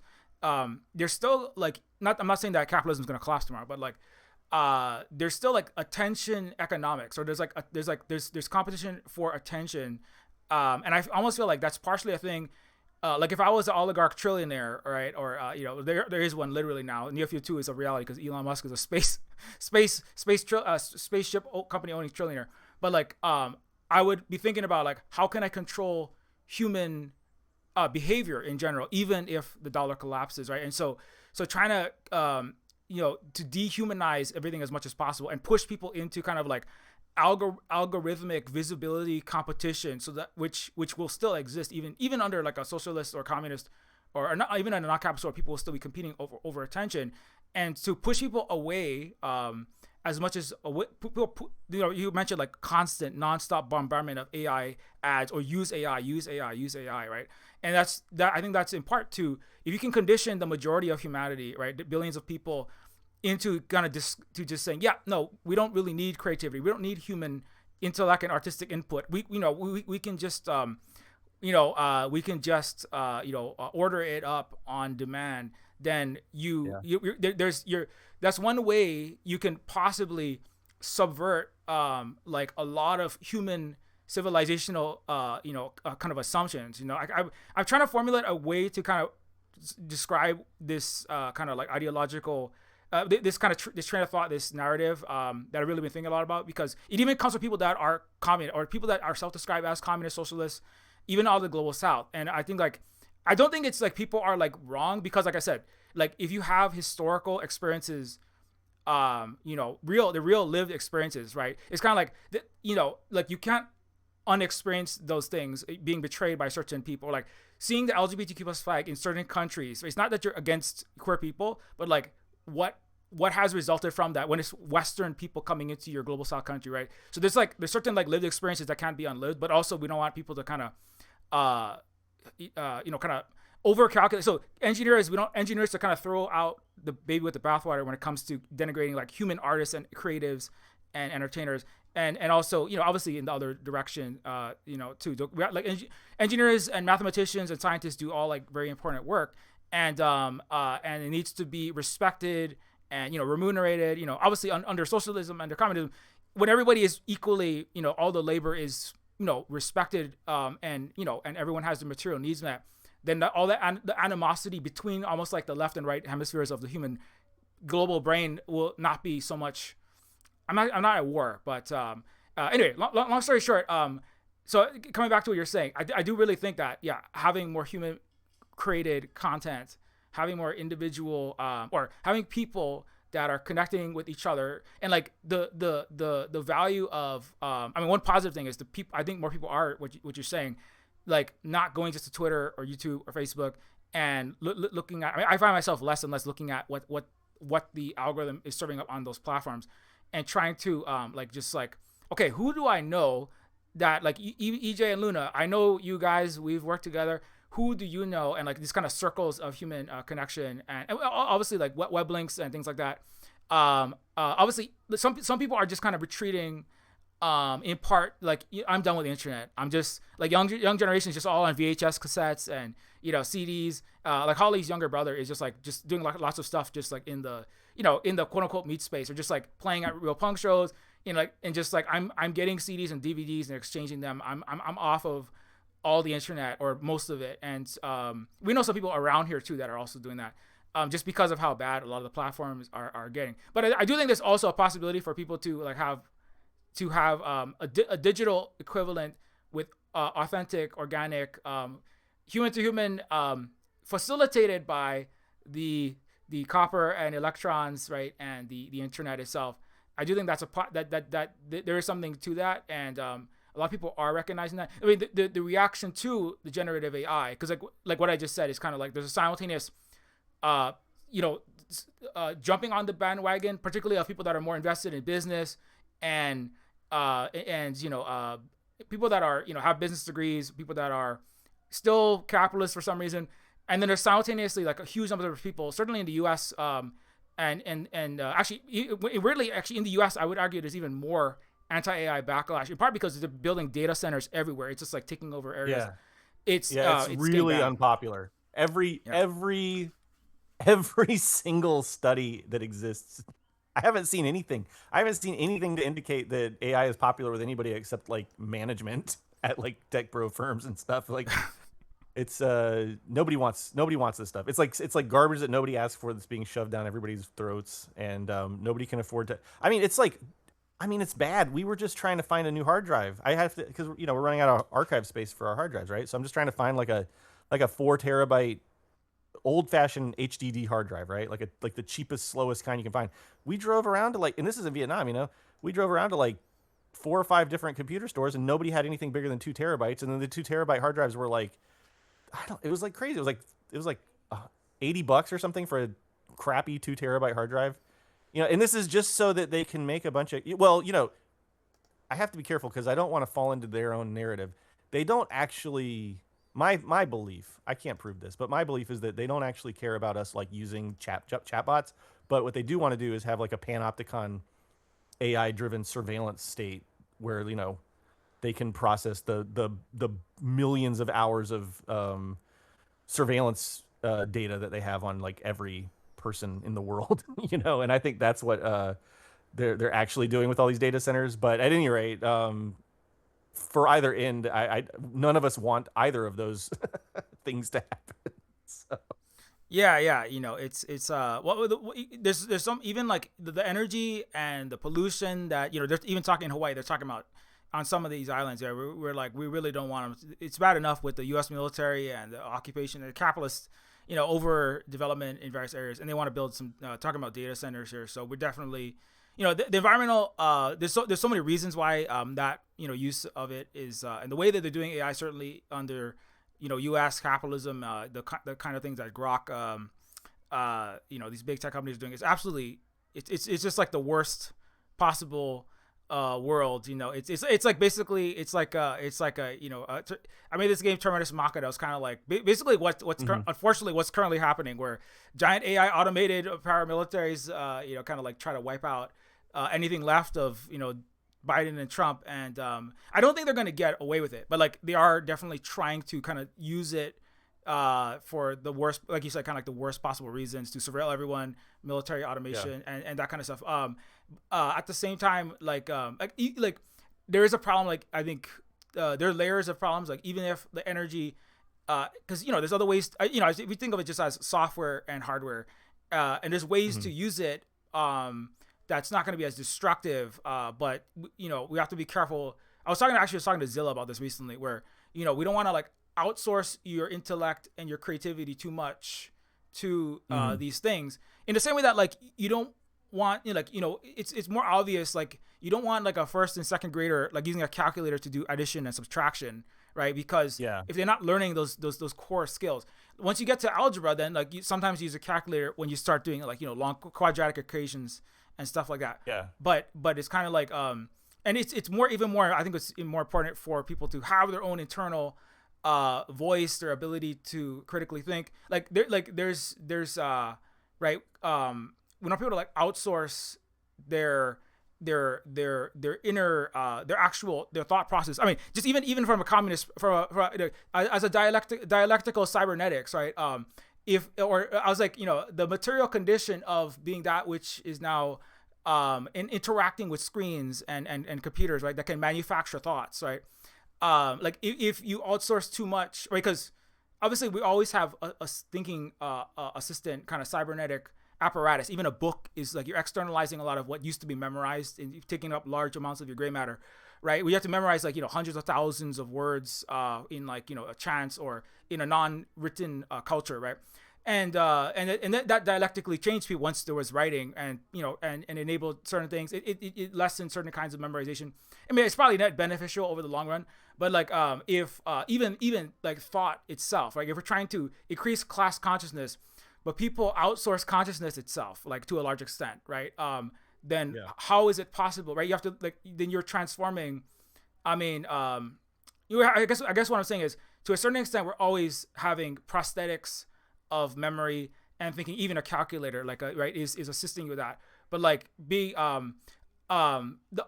the oppressive ruling classes, the oligarchic, trillionaire, techno king, space emperor wannabe types would love people to miscalculate, would love people to basically go full calculator for all their thought, so that will create, right? Because it increases your gullibility, right? It increases your reliance the more you do it. But like people are like literally like going to the airport or going to the hair salon, and I see all these videos where like they'll ask ChatGPT what kind of hair dye to get, what food to get, who to vote for, so right? Bad. And it's like so bad. And so all you got to do go on Twitter and see all the people being like, at Grok, is this true? Right? Exactly. Come on. And so if you're an oligarch, if because it's a really complex, nuanced topic, like where we're talking about, right? You can use software, but we want to use it like consciously. But if they can get everyone, that's why if you can get the whole planet to go, we're gonna 100%, like the FOMO, you're gonna be left out. Everyone has to go all in with everything AI right now.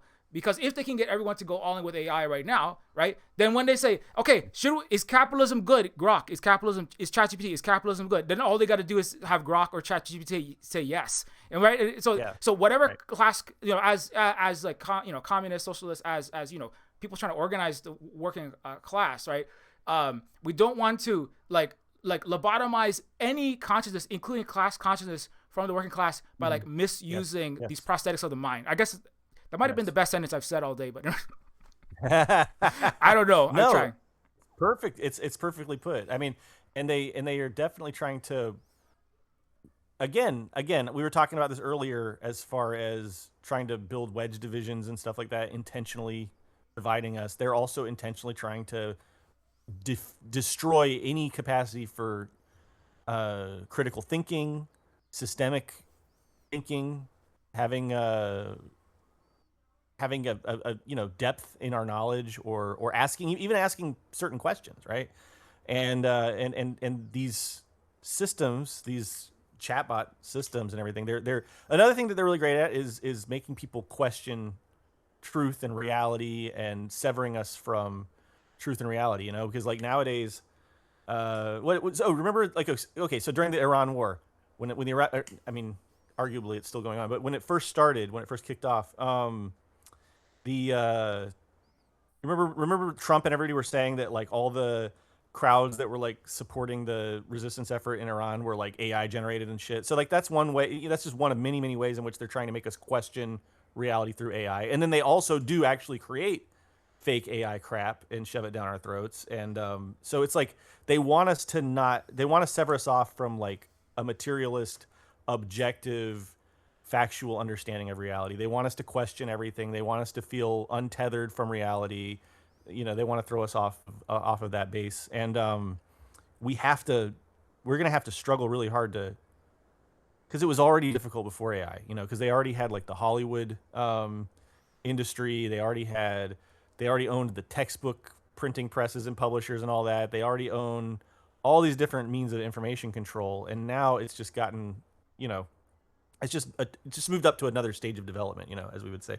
And so it's difficult, but I have to say the one thing that makes me kind of optimistic about all this is the resistance from the masses, because I actually wasn't expecting it. I was really honestly kind of more of a doomer going into this when the like around 2022, 23, when ChatGPT first came out and the technology was first starting to get shoved down our throats. I was like, oh crap, I think everybody's going to fall for this. I actually was like, didn't give enough credit to the masses on that. And the huge reaction, like when you see the videos of all the college kids booing the tech bro speakers at their graduation ceremonies. I mean, I would never have predicted that. That wasn't on my bingo card, as they say. And so it just goes to show you, a lot of times we, I think, especially in the Western left, can really be kind of I don't know, like misanthropic and kind of like look down on people who aren't at our level of political or social consciousness or class consciousness or whatever.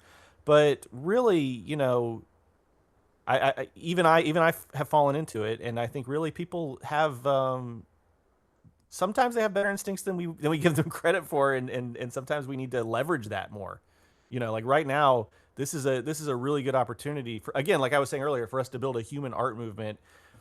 Right now there's a big disadvantage that the ruling class has, which is that they're relying so much on these AI and this AI slop crap. It's only a matter of time before Hollywood and television start to veer more into that direction.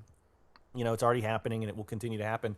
And people don't like it and they're going to reject it. And that creates a huge opportunity for us to sweep in with like human art, the kind of things that people actually would actually respond to, with good messaging, like your game, with good messaging, entertaining, well thought out, well conceived, polished. If we can come in and remind people of what human art offers and then present it in a way that's like building class consciousness and stuff, it's a massive opportunity for us to have impact in the culture right now. So we have to take the good with the bad, but we also have to like look for all the silver linings and leverage every vantage point we can possibly find. And this is a big one, I think. So. Yeah, I know. I think just to piggyback on that, just in the game reality, in the game industry, like in the last week, I was worried. Like, to be honest, I was freaked out because I was like, oh man, I haven't gotten any like big IGN or the big game publications like Rock Paper Shotgun or I didn't get like as many of the big mainstream, like the traditional, you go through the traditional route. You get your game reviewed by these big publications or Kotaku or I don't know, some big channel or I messaged. I did a lot of messaging and I was like, oh no, like I haven't got a lot of basically it's kind of almost like kind of what you're proof that what you're saying is kind of what's happening. It's people that I kind of know, like you and Bridget Empire and Mexi, and and it's like, hey, can you guys help me? You're real humans that care about this game and the message, and what you're kind of like helping to curate it for people who I think would be receptive to it. Because like there are, like I said, there's 50 plus games come out a day on Steam, more if you count all the platforms, Nintendo, everything together. There's so many games coming out. I actually I was watching because I'm watching like kind of like what's happening on Steam. It's the biggest platform I think in general for a game, for certainly PC games. So it's a lot of the global gaming platform. And there's like a lot of there was a lot of AI slop, just AI generated games coming out. And I even saw, I was just looking at somebody today said like, I spent, some like 2 years on this and I only got like, 50 or 100 or less or 30 something people wishlisted it, or maybe even like 1,000, but it wasn't that much relative. And it was like, oh no, what went wrong? And so people were pointing out like you used like an AI even said like used the AI generated like cover, and like, I'm sorry, but me and a lot of other people are turned off by it.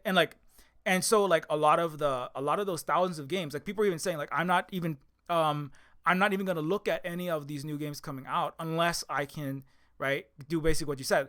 I need a human that's going to confirm this is a human created I need confirmation that this is a really human created art, because I simply do not have time for this like 6,000 or whatever multi-thousands of games. And so I was worried because I was like, there's so many coming out. I don't have like the traditional corporate platform coverage. Like, to be honest, I don't think like I'm on like I'm still on, we have presences on YouTube and Twitter and Blue Sky. We're all over the place. Also on Mastodon, but we're I go to the traditional people's social media feeds and YouTube channels.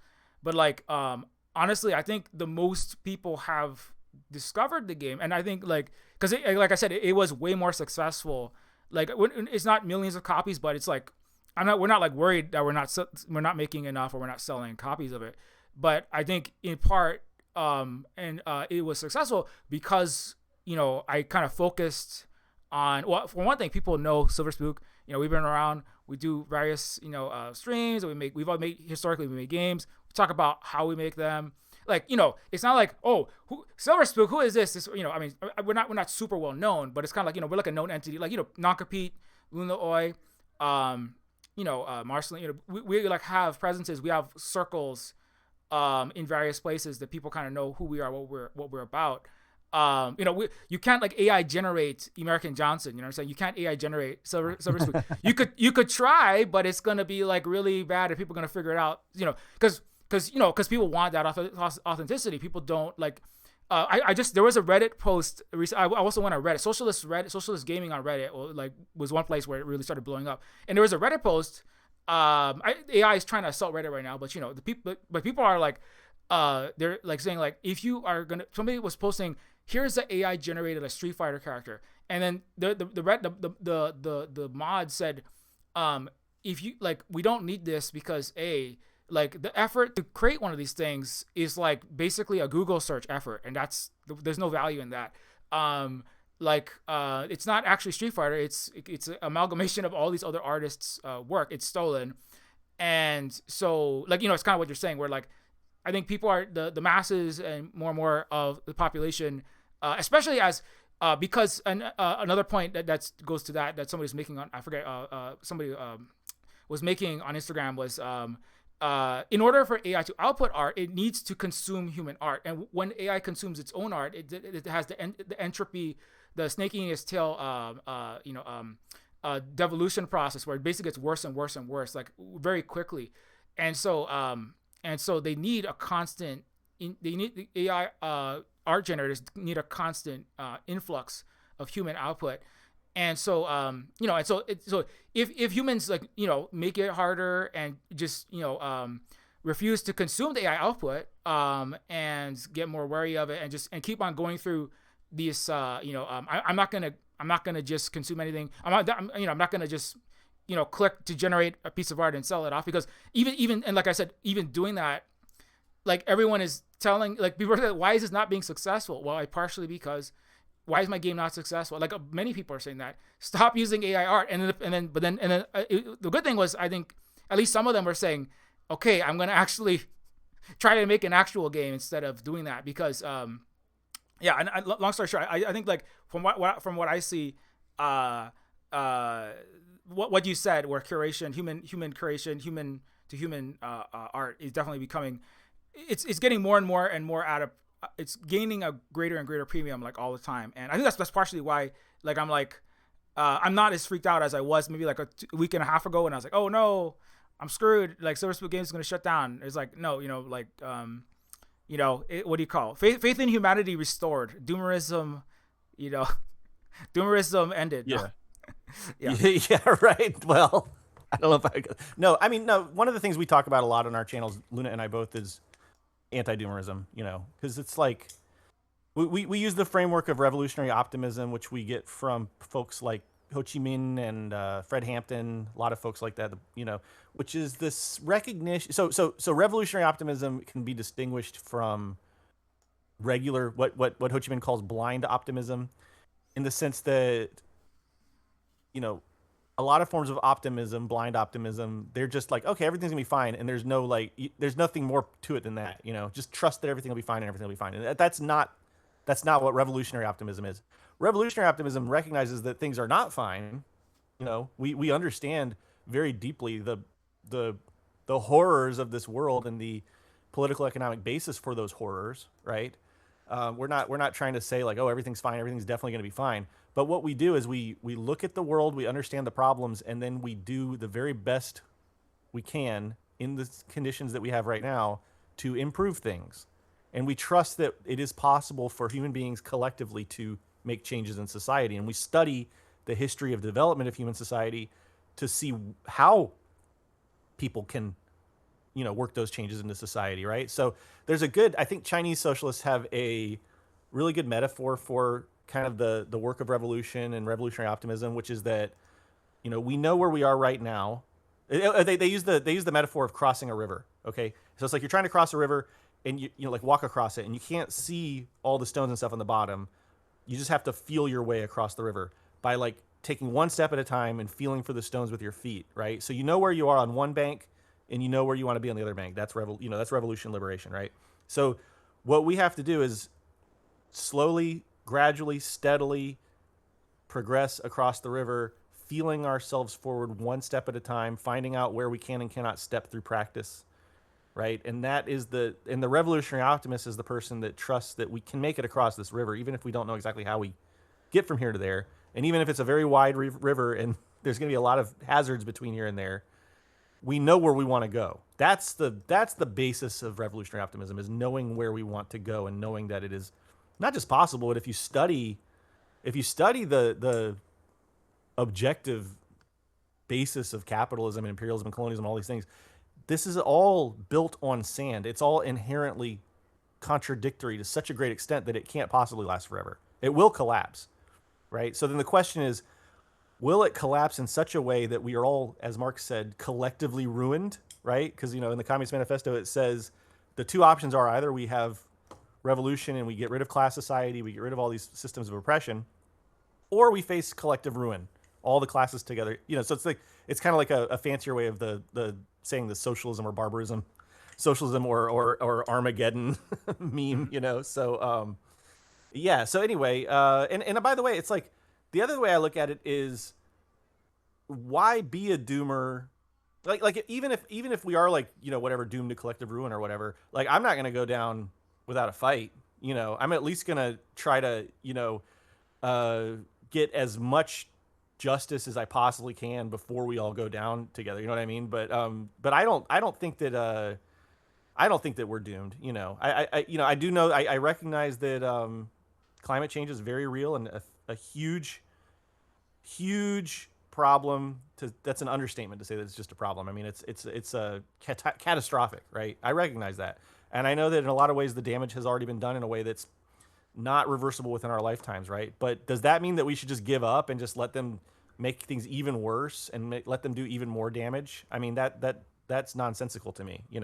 As long as I'm here and breathing, I'm gonna do what I can to try to wrest back control over the systems and the tools and the means of production that are allowing the ruling class to destroy our environment and destroy our world.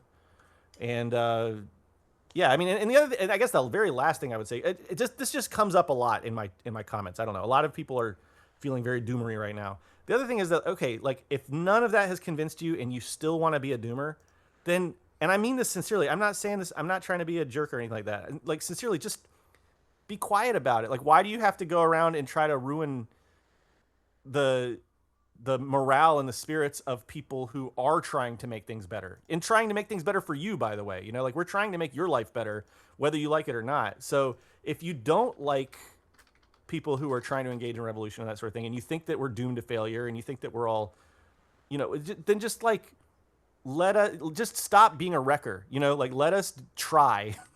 and if you're right and we're wrong, we'll find out in the end. But don't go around wrecking attempts at spreading class consciousness and organizing and stuff like that. And if you do, and I think that we as revolutionaries should not welcome that kind of doomerist wrecker behavior in our spaces. We should not allow it to take root, because if it's I can't remember who said it. I can't remember who said it. It might have been Ho Chi Minh, but somebody said that if you come in and I'm very heavily paraphrasing. This is coming from the dregs of my memory, but if you come in and you're just spreading negativism and doom and gloom and all this kind of stuff, you are taking the side of the enemy. You're de facto being a counter-revolutionary. And so we should not. Yeah, somebody in the chat said doomers out. and Dahmer's out. I think they meant doomers out. Yeah. That's the attitude we have to take as revolutionaries. Yeah, go ahead. Oh no, yeah, no, absolutely. That's one thing. Back into in Neofeud 2, I was trying to definitely, because Neofeud 1 ends on I don't want to spoil or anything, but it doesn't necessarily end on a super awesome, great, happy note. But I always had it in. I always had a sequel kind of in mind, but for Neofeud 2, I definitely was more conscious of I definitely want people to, because it's hard to do. It can be hard to do cyberpunk and dystopia, which is a genre. It's my bread and butter genre. William Gibson. Holly and I met at the William Gibson, who's one of the original cyberpunk authors meetup, and so I'm really steeped in that, and I know the how to write and how to create worlds in that, because I spent the most time in it, and so but I also recognize because it kind of presents these kind of dark, not such awesome, not so great features, that. It's obviously, I think William Gibson meant for Neuromancer, just as one example, to be a cautionary tale of Reaganomics turn up to 11 in the neoliberal 80s. Yeah. Which is it's kind of similar to what we're talking about with The Boys, but some people don't necessarily pick up on all of what was trying to be presented, right? Or they're not taking the cautionary tale. They're just kind of taking either. Some people just take, wow, cool robots, cyber arms, and we're all screwed, but at least I get to have a flying car. And it's you don't we're kind of saying in the 2020s cyberpunk dystopian present, like you don't get the flying car and the cyber arm. You just get the inequality and right. So yeah, so it's people see what they want to see. It's like in Blade Runner, only the cops had the flying cars. Yeah, the cops get the flying car. The cops and the corporate executives. Right? Yeah, and so it's kind of like so I was kind of I know some people like just speaking of comments, some people like I know some people are gonna come to Neofeud too, and they're gonna be a little more of the and like you said, it's kind of it does be more in the West where there's more Les Misérables are more miserable, even though like in some sense they still have materially better than some in the global majority, but there's definitely that sense, and they kind of want to come to cyberpunk to kind of, some people I feel like just kind of want to, or they're coming to it and going, I just want to see how everything's screwed and bad, but then we get some neon and somebody's like 50 caliber retractable arm gun comes out of somebody's elbow, and that's cool. And I'm like, this character is, but in Neofeud too, I know some people are already not happy with that, because there's characters that are kind of like, they're kind of just like, I'm just gonna play this game and just be lost in my digital worlds, and there's a character playing a cyberpunk game. His name is like Gamer Junkie. He's like addicted. He's like addicted to these like AAA games, and he's got like a toxic manosphere, and he's listening to this guy named Bro Jorgen, who's telling him selling alpha testosterone, man boosters. And it's kind of like, and there's people that are playing I knew it was going to happen. They're playing the game and they're feeling like they personally resemble that remark, and they're really upset because they came for the cyberpunk, right? They came for the, it looks like Blade Runner. It looks like, cyberpunk. Well, I'm glad, that's why I'm glad you did that then. That was like a very important thing that you did. To force some people to kind of examine their choices a little more. Yeah. So it's kind of like, so because I'm like, that is part of it, that it's fun and it's cool, but it's also like, we need to, like you said, we need to have the revolutionary optimism, because like, if I just make a game where you feel sad and then, okay, and I'm going to do nothing and just enjoy myself as much as I possible as we go down the toilet bowl, that's not what we want, right? Like you said, we don't want people, like if you're feeling like you're dooming out, like don't spread that to everyone else while we're trying to help you. We're trying to throw you a life preserver. We're trying to make the world better. Don't get in the way. So it's kind of like it's a kind of hey, that's really bad. I know for sure somebody was like, I'm stuck in this like this alien magical fairyland Disneyland that doesn't exist. Some people are upset, and I was like, that's not an alien magical, like. There are more like people in China than the entire Western, America, all the settler colonies. And like they have, a better quality of life than a lot. I mean, I know you don't know that. I mean, that's just one country. And like they're living, like you said, right, in a lot of multiple Asian countries, like they're living better than you, and they have like communist parties, all right. And they're like, it's like that thing where like, they're like, some people are like in having that, like you kind of said, like this is not possible, existential crisis, and like it's actually interesting to watch how some people are kind of just going. Some people are going through that like, this is woke SJW crap, and I'm gonna keep making content for my crappy, the people that I'm grifting as I fall. It's kind of sad though, because I'm watching somebody that was like there's some people that are like playing through it and like just like this is woke nonsense, blah blah blah, and it's like you're like falling apart like in London or like in a Western city. Like it's like, and my mom is dying and I can't afford to help, and everything is screwed, and I'm living in this tiny flat and I can't afford anything, but let me just get mad at woke, and it's and it's like that's the big trick of capitalist civil society. So but anyways, so it's kind of like so Neofeud definitely has a revolutionary I almost subtitled Neofeud Revolutionators, because in the end, ultimately, I can't say what happens. I don't want to spoil it, but I just want to say, it's like imperialism and capitalism and the Neofeudal class, they're gonna it's not gonna as we said, right, it's they're not gonna go down without a fight. All the masses are not going down without a very serious a fight, and it's gonna be you gotta actually play the game to figure out how exactly they fight it. But there's EJ's coming back to voice acting, EJ's Luke Skywalker, even the fish boy Luke Skywalker wannabe who thought he was gonna fight the Great War for Space America's Space America's freedom wars, even Luke Skywalker Fluke Seawalker has a part to play. Hey, there's I have a little bit in common with Fluke because I actually, I don't know if I ever told you this, so to speak. It's embarrassing too, by the way. It's not something I'm proud of, but a long time ago, actually 2012, I was at a crossroads basically, and I was trying to decide if my friend had this, called me and was like, "Hey, I have this teaching job for you in Korea." That was one option, and then the other option I was pursuing. Again, it pains me to say this. This is true though. I was trying to get into officer candidate school for the United States Navy, and I actually put in a package, and I went to Korea, and it was like a week after I arrived in Korea, my recruiter emailed me and was like, "Hey, you got accepted. You can become a surface warfare officer in the United States Navy." And I was like, really into, at that point, I was like really having fun and enjoying my time in Korea. So I was just like, sorry, I'm going to have to decline or whatever. But it's like, there but for the grace of God go I. I mean, I really did almost join. This was like, back when I was really just trying to search for answers to the world or whatever, and find a new career and all that kind of stuff. And God, I mean, I just think about if I had actually joined, how different and terrible my life would be now. So I did have that kind of Luke Skywalker almost joined the Empire experience. I really did, and I'm really glad that me and Luke and Fluke all managed to make it out on the right side in the end. Another thing that you reminded me of is a couple things. First of all, you were talking about like how people romanticize cyberpunk and all that kind of stuff. So there's a really good video. It's I don't think this person is a socialist or anything like that, but there's a YouTuber called Any Austin. I don't know if you've ever seen Any Austin's game videos, but there's one where this person goes and basically gets like a full-time job at a restaurant in Cyberpunk 2077, and basically like spends a full week in the game going to just a crappy like waiter job at like a restaurant in Cyberpunk 2022. So I keep saying 2022 because that's what it was when I was growing up, and then they like changed the year.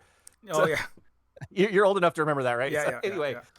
so this YouTuber like went and it was just like woke up in a crappy apartment, went down, got some like crappy food out of a vending machine, and then goes to a restaurant and spends like the whole in-game day at the restaurant just like hanging out, going to all the different tables, talking to the coworkers, and then goes back to the crappy apartment. And like it was just kind of funny because even in the video game, the YouTuber got like kind of exhausted, and it was like, well, okay, my shift just ended. I could go to like the nightclub, but I'm so tired. I just want to go home. It's just like a wage slave existence kind of thing. I just thought that's an interesting video if anybody wants to check that out. What was it's called? Like I think it's called like I Got a Job in Cyberpunk or something like that. If you search that, I think it'll Any Austin is the YouTuber. And then the other thing I wanted to talk about is solar punk. So I don't know if you're familiar with this concept of solar punk. And I want to start by saying hashtag not all solar punk. Like there are some really cool people and some cool art that comes out of this movement. But Luna and I have noticed that there's this one trend of solar punk where people are they're like kind of like calling for and imagining all of these things such as community gardens and like everybody having plants around their house and like rooftop gardens and terraced gardens on buildings and stuff like that, right? And it's like these are all things that actually exist. For instance, in Vietnam, like if you go around in a city in Vietnam, you're going to find community garden. Like in the middle of Da Nang, where we live, they have a law that any land that's not currently used for a building or something must be available for like community gardening. So you could be walking around in like prime beach real estate and go along the beach and especially along what's that road called, Luna? Luna doesn't have her voice right now, but what's the road that goes to Haivan Pass? No, not Suncha. The one that goes to the Haivan Pass. Mike. Yeah, if you go along the Mike Beach, this is like prime real estate. We're talking like multi-million-dollar lots of land, but they don't have anything built on them. So like the communities build gardens there, and they're allowed to do, nobody can stop them, And so you have community gardens, you have terraced gardens, you have rooftop gardens and all this stuff in Vietnam. But then those same people that are like, a lot of the same people in the solar punk art community are like really viciously opposed to like Vietnam. And the other thing is indigenous societies, in a lot of ways we're practicing all of these like kind of solar punk quote unquote values in terms of having a strong relationship with the land, honoring the land, respecting the land, all that kind of thing. And I just think we need to make sure we don't erase that as we're building sort of like these art movements. We need to make sure we include the people who are already practicing it and have been practicing it for generations. Because one of the things Luna says all the time is that like in Vietnam, if you don't have any plants, like you're not cool. Like it's like a basic sort of like sign that you're like a put together, like even poor people, like they have plants. They'll have like, a little garden of some sort, even if they live in an apartment or something like that. It's just like very, very commonly woven into the culture. Like having like a little garden, growing some mint or something like that for your kitchen or whatever. It's like super, super heavily normalized. Yeah, there are already people doing this stuff. We don't have to like imagine like some kind of robotic future where like Western European people are the ones leading that, because there's already like cultures that are already doing that we can learn from, and just incorporate that into solarpunk more. I think would be, I guess, my constructive critique to some folks. And there are, by the way, people doing that. I'm not trying to say that there are not, but yeah, just some people can get kind of a chauvinistic, I guess, with some of that stuff. So Yeah, no, totally. Yeah, no, I know exactly what you mean. I was just watching some various videos. I just got a bunch of like stuff on one of my feeds. That was like solarpunk content, people making videos about solarpunk, and like and basically what you said, and it's not like obviously it's not like a bad I just impulse. everything that I say, it seems Holly already has like links like where we vibe so much. I didn't even know y'all had all this stuff built into the Twitch chat. That's really awesome. I feel very vibed with Holly right now. But sorry, continue. Oh yeah, no. Holly's got a link. I don't know. Holly almost knows. Holly is in my brain, like, because before I even set up, it's like Holly like already psychic. has it. Yeah, it's like the Holly link's already has there. links for everything I'm talking about. Yeah. We have. Continue though. I was interested in what you were saying, so please. Oh continue. yeah. No. Yeah. GMO says no plants is weirdo behavior. Yeah, exactly. But yeah. Yeah, because people. Yeah, obviously I'm native Hawaiian, so we have a long history of Ahu system, which is one thing. Speaking of solar punk and indigenous ways and environmental, social, economic, political ways of living and managing resources. Like that's something we're definitely trying to restore that here in Hawaii as much as we can. Like we go to the local trade center. It's a lot. I think I talked about it a lot in the last stream, so maybe I'll kind of keep it shorter. But basically, like it's a non-capitalist method of managing land from the mountain to the sea, and it's very similar to a lot of ways the East Asians. Actually, when I watched Luna Oi's videos, I was just rewatching Luna Oi's farming video, and I was like, this is very like. And Luna Oi talks at one point like worker-owned cooperatives are a newer kind of concept that's more popularized in the recent, in the last century or so, particularly in the West. But Luna's like, but we have been, farming rice and other, other agricultural plants for a long time, for thousands of years in this collective manner, which is also like, which is, in the East Asian societies, is where, our native Hawaiians were like Austronesian, we're members of, kind of diaspora from the Asian region, and also like going all the way back to like one of the places I was recently tracing back to, and I was researching about more is there's a river delta area in northeast China where some of the earliest methods of like terraced aquaculture, which requires a lot of collective work and labor to put together, but once you get it set up with the collective labor, then it's extremely productive, and so then you have to do a lot of work. It's like even like 100, by some measurements, like even 100 times more calories per human labor hour that's put in, even compared to some kinds of modern farming.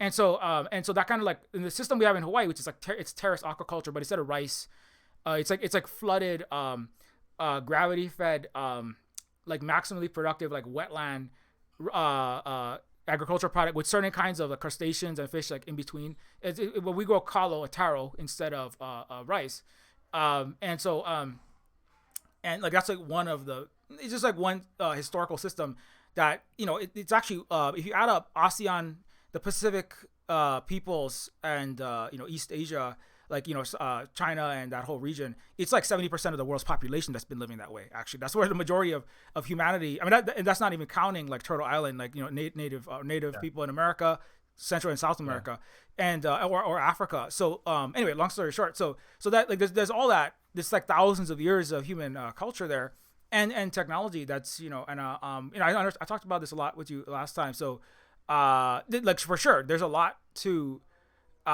restore, and like there's new modern technology, and that's the internet exists. There's modern farming equipment, and like Luna in the farming video talks about how like when we had these new kinds of tractors that made the productive, you could produce even more. But we still had these kind of collective Vietnamese like traditional cooperative structures for how to organize the production, even in tandem with modern technology, which is that's one thing. There's some aspects of come back to solar punk. The solar punk that is a little too chauvinistic and sometimes just kind of erase, like you said, yes, for sure, a lot of indigenous culture. There are some people in Hawaii who are not native to Hawaii, who like there's people that like right now, like Holly and us, and some of the people that are in our organizing groups are currently trying to fight. They're like trying to produce like these kind of like huge, but like kind of like pretend to live back to the land, but it's really like a multi-$1,000 Californian experience. It's kind of like fake green tourism, but it's like settler colonial. Right, I know what you mean. Fake green tourism, and it's like that's unfortunately, like I know like people are, because Holly was just in this meeting and Holly's like, I cannot listen to this white man talk to me in this condescending way like anymore. He's like trying to recreate this ultra rich Burning Man for hippies, for ultra rich hippies to come to Hawaii. And like it was like, okay, but what are we doing with this 1,400 acres you have? Like there's all these problems with the sexual harassment. Like what are you doing? How many Native Hawaiians are actually involved? It's like basically none, except for a hand. And it's so like it's kind of like at the same time it's kind of like I even think like that and I know these people because like that's the Neofeud is partially about like my dad is like he's technically he's actually more Asian and Pacific Islander than he is white, but he identifies as an American, but as an American liberal, and he's around a lot of white college professors in Hawaii, and who also identify as progressive and good and on the right, doing the right thing morally, and definitely not Trump and not conservative, and that's enough, and there's a kind of mentality. And it's like, I don't know, it's sometimes there's definitely disingenuous people that weaponize liberalism to get capitalism and imperialism through. There's a lot of people that like, like some people who would describe as solar punks, but still have a lot of this internal there's a lot of internalized, non-recognized, not worked through imperialist, chauvinistic, and white supremacy, liberal white supremacy, that they wouldn't recognize it as that, and they would kind of get offended if you bring it up. Like this person, Holly was in this talk with, it was like, I would never oppress a Native Hawaiian. Some of my best friends they live in Hawaii. Are they Hawaiian though? Or are they just people that migrated from California? Well, I mean, they're darker, and it was like, oh, no. Okay, buddy, like, that's horrible. They're darker than me, and that's good, right? Oh my like, so, and he's got like 1,400 acres. This guy's like a multi-millionaire, right? And so, and it's like, I mean, even like, it's kind of like, hey, I mean, I know you kind of, maybe you mean well, but it's also like, we will, like you said, I mean, there's indigenous societies that have been doing this. They're not gone. They're still there, like Hawaiians and many Native people in the U.S. and or in Turtle Island or around the world. And Vietnamese people are also indigenous to Vietnam, which is something I like to bring up. And there's still. What else I also like to bring up to folks too is that because I just don't want I don't. Luna actually pointed this out to me. I think it's an interesting perspective. It's that you don't want to like exotify the idea of indigeneity, because like Europe also has indigenous populations that have also gone through these same struggles, and sometimes like over many centuries. Like we talked about Ireland earlier. I was really shocked to find out, because I'm trying to learn more about Ireland because I have like Irish heritage, but it's been sort of withheld to me because I've been given like whiteness and McDonald's culture instead of like being put in touch with my actual like cultural heritage. So anyway, I'm trying to learn more about Ireland, and I just recently discovered about a year or two ago that so you look at all the green, like if you think of Ireland, you think of like green, rolling, empty, like grass fields and wheat fields and stuff like that, right? But like Ireland centuries ago was basically had the same kind of ecosystem as like the Pacific Northwest in the USA, right? So like think Oregon, Washington, Northern California, like giant big tree forests, right? And the British, through their very, oppressive, violent, atrocity-laden occupation of Ireland over many centuries, just clear cut like all of Ireland to get the timber to make their ships and their masts and that sort of thing, right? So they completely destroyed the environment in Ireland, right? And then what do? They had all these empty fields now. So then they import all this cattle into Ireland, right? But the Irish people were not allowed to eat the beef, right? They had to eat like potatoes and shit. That's why they had a potato famine. Even though they had thriving cattle farms, the cows were all earmarked to be sent out all across the British Empire. So the Irish people were like starving to death while they were processing beef to turn it into corned beef to put in barrels and ship to like India and all over the British Empire, right? And then and I just think it's we need to learn our own history sometimes. Like so then when the Irish people would like immigrate because of the potato famine, and they were losing all their farms and having to sell off to like the English settlers and all that kind of thing, they would go to to America and they would be eating like Irish produced corned beef, salted beef that was like shipped over in barrels. And like that's why now we associate corned beef with like Irish food, because like Irish American, like corned beef was not really something that they were eating in Ireland because they were like restricted from doing that by the British colonizers. It's something that they started eating when they came to like the USA and other parts of the colony. So it's like there's all these connections, and colonialism isn't just like something that happens in like non-European places. Like these same patterns happened in Europe too. They just happened a lot of times maybe earlier, or like or the history was erased. And there's all, even the English people themselves. I mean, if you look at the history of England, you don't, a lot of people don't realize that like the original inhabitants of what we now call, the United Kingdom or whatever, they got like conquered and colonized by the Normans, and then they like had their entire culture erased. And like there was this whole period of sort of like indigenous struggle against those occupiers that happened for like centuries. And there was like a long period of time when the Norman occupiers of England were just like really brutally oppressing the natives of that island, but it just basically what happened was they completed the project of like colonization and empire building and all that kind of stuff. So like that part of but there are like kind of remnants of that culture, like the King Arthur mythology and that sort of thing. And one of the things, like I'm not a huge J.R. Tolkien.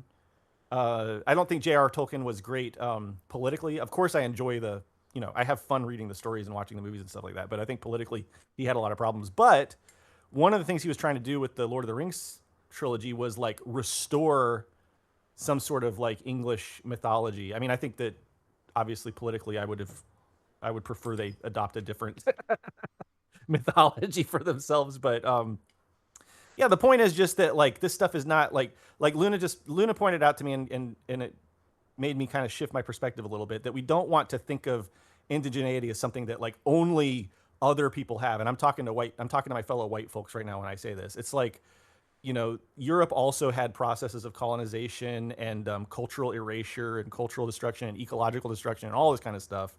But in Europe, those projects have like, in a lot of ways, just been kind of completed to the point where we don't even remember our own histories. Obviously, the Irish people are still very conscious of all these happenings. But yeah, swing and a miss Tolkien.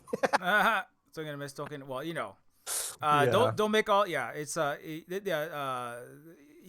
was wrapped up in the early 20th century colonial mentality a little too much in certain respects. But it's kind of like similar to the guy who's trying to restore ecology, help the environment, but like missing the people that are not gone, whose land he's on. So yeah, there's so I totally get what you're saying. Where like the Irish, that's where a lot of colonialism was practiced, and I think in Neofeud too, there is the and it's not the same. I want to be careful. You always have to be really careful. There's a lot of nuance with this stuff. It's not the same, right? But there's just it's like it's a pattern, and there's a lot of similarities, I guess, is what I would say. Yeah, and at the same time, there's a. Joe Biden is also Irish. Doesn't give you, get out of right. I know. Yeah. Fuck get that. out of war That's crimes not what and I'm saying. a free card. Yeah, because Irish people in the USA especially sold out our culture for whiteness. That was like a conscious decision they made, because there was a time when Irish people weren't even considered white, and they were actually much closer to black folks, like back in the 1800s, like in terms of community. Like the Irish and black community used to be a lot more like close with each other, like tight with each other. But then the Irish leadership in the USA, the Irish American leadership, consciously basically like betrayed black folks and other non-white folks, and consciously like had this big project to, like, quote unquote, whatever you want to call it, like earn whiteness or whatever. And in doing so, they dismantled like all the Irish culture. That's why I don't have any connection to Irish culture now, is because like my ancestors made that devil's bargain. So yeah, I'm not trying to say like you know solidarity with Joe Biden and his Irish American struggle for liberation. That's definitely not what I'm trying to say. Yeah, you see, liberation from being a mere millionaire into billionaire status. But Gotta be clear about those things so people don't get confused. It's kind of partially the point of Sinners, right, where everyone is folded into the film. You can get your cut of the empire as long as you kind of betray your culture, who you are, your indigenous past, which is like that's like I think in Neofeud, I was thinking like how to represent this, like if I was a billion-year-old indigenous alien that like banned commodity speculation before Earth's the star around that Earth revolves around was formed, like how would they describe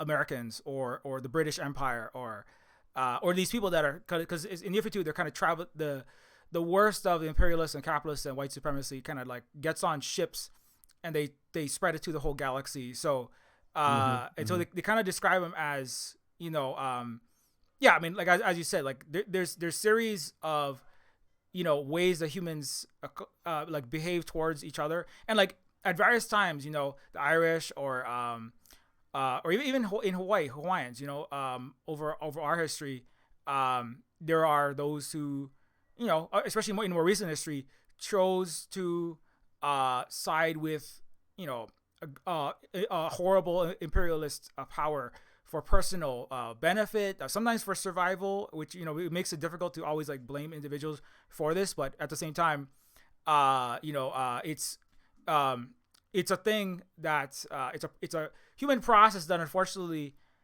people, at least Homo sapiens has been struggling with for like thousands of years. And so the way that the indigenous people describe it as these arrivals to the planet Eden, which is Luna. Speaking of Luna's character, one of Luna's characters is indigenous to this planet, and they describe them as the unhealed descendants of the Roman trauma. One of the colonized, like Piccadilly Circus was constructed in, speaking of Britain, by the Romans, right? And it's which they viewed as one of the earlier like unhealed, unjust system of like vast power and wealth accumulation in Rome specifically, and then having a very systematized method of crushing, dividing, and conquering, right? Which because obviously the Greeks earlier than that also did a certain amount of expansion, Alexander being one of them. But the Romans like really created an efficient, a terribly cruel but efficient system to control, bring in, suck in resources, like exhale imperial fire centurions, and then bring in more resources and keep this system going for some long period of time. And there were many peoples who were, once, in the area that's now Spain or France, there were also peoples that were not, they didn't have Romance languages. There's actually one, interestingly, one of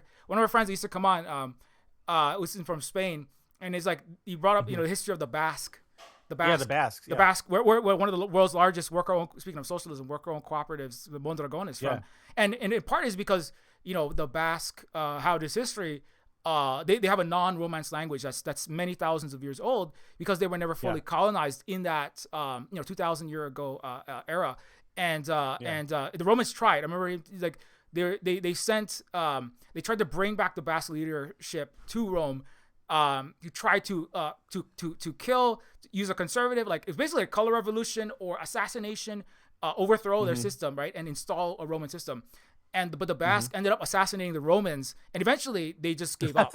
It's almost like I'm not saying that the Basque were like the Vietnamese of Europe, but like in the sense that like they were never fully bent, and they have even parallels. Yeah, there's a lot of parallels. Like, and here's the thing: why don't we have like this is what I mean? I know the answer to the question. It's a rhetorical question, but like, why don't we have movies about that? Why don't we have video games about that? You know, like those are the stories, and that's like erasure of there's an intentional erasure of those stories. There's a reason you don't hear that badass story, is because they don't want us thinking along those lines. They don't want us identifying with the Basques. You know, like they don't want us identifying with the Vietnamese. Like if you ever watch a Western movie about the Vietnam War, as Luna always says, it's like they're just stories about how sad the American soldiers are that they have to go and commit atrocities. You know, they don't really show the Vietnamese perspective. Yeah, and that's why we made Decolonators, to give the correct perspective. Hell yeah. I wish we had bigger budget to do these, but you know, that's like, that's how you can tell that's a real revolutionary movie. Because some people say like, oh my gosh, you could do if you're looking for a little like bite-sized project to do while you're decompressing, you could do a Decolonators prequel, and it's like a Basque fighting in the Romans. That would be rad. I would play that. Yeah, well, we have like spears, we got shields, beat up a bunch of centurions. Yeah, like an assassin. Yeah, you get the Basque assassin. Awesome. It's like, oh my gosh, these people with these eagles everywhere. They got these eagles. They got these lightning bolts on everything. We got to beat them up, man. That would be amazing. Yeah, it's time to kick some Turian butts, you know, and choose some Basque, you know, indigenous plants. And I'm all out of plants. Time to kick your Roman ass. Like, they do have those like walking stick weapons. Have you seen those? They're like really beautifully carved. Like, I don't know. There's a lot. That's a cool thing too. I mean, that's another thing you could always talk about, like the Okinawans. Oh my gosh, what's the indigenous name for Okinawa? I always forget. My brain has been so colonized. Ryukyuan. They have there's Luchu. Yeah. Ryukyuan. Yeah. So they like if you look at the Ninja Turtles weapon, like I know we're just kind of nerding out right now, but it's fun. If you look at like the Ninja Turtles weapons, like Raphael's size and like Michelangelo's nunchucks and stuff, like those. My best friend growing up was from that culture, and so I learned a lot about it. And basically, those were like farming tools that they like clandestinely turned into weapons to like fight the Japanese colonizers. You know, when they would come and like try to take over the island. So like. But now everyone just associates it with Japan, you know, like karate and all that kind of stuff. And so even the cultural, you know, anti-colonial history of like martial arts ends up getting like revised and associated with the colonizers instead of the people that were like resisting the colonization, you know, because nobody thinks of like the Ninja Turtles as, you know, like indigenous martial arts that they're practicing. Everyone thinks of it as, you know, Japanese, right? Because like they were that was the colonizers, and we live in a colonist society. So yeah, I mean totally. That would be yeah. The Ryukyuan or Okinawan Ninja Turtles, of some kind. Yeah, I was trying to think of like has to. Yeah, we'll get some. Yeah, that'll be one of the projects. Because I know I already made at least a few side scrollers. We're talking about Pigeon with Gun, which is another one. It was based on the Decolonators engine, but obviously Decolonators is one. And I was supposed to do a second one because we did meet the goal. I've got all kinds. You're giving me all kinds of ideas. There's like a Neofeud time war, and they have to go and they have to recruit like a Basque and a Ryukyu and a Vietnamese, like, you know, Viet Minh guerrilla, you know, like build a team like across time of revolutionary fighters from like every civilization. Yeah, it'll be like awesome. It'll be like Mortal Kombat, except, you know, if the financiers take the fatality. Yes. You know, like that would be so rad. There's so much. If only we had infinite resources like the capitalists. There's so much cool stuff we could do. Totally. GMO says there's a movie about the Basque ETA. Oh yeah, that's what the Basque blew up the fascists in Spain. The first fascist astronaut. There's a whole movie about that. Yeah. Operation Ogro. Yeah, they blew him up, and they sent him like 200. They sent like the fascist leader in the Basque. They blew up in Spain. They sent him like 200 feet into the air. That's amazing. I love that. I've never heard that before. Yeah. I mean, again, like the erase history. I mean, it's like there's so much more And it's like it's like these are opportunities for us because like if you're a filmmaker, right? Like if you want to make an independent film, like how many more movies do we have to have, about the same like you were saying earlier, Silver Spook, like white guy with a gun, like we don't need more people. I think would be really interested in these alternative perspectives. It's just like an if you build it they will come kind of thing, there's a lot of people that want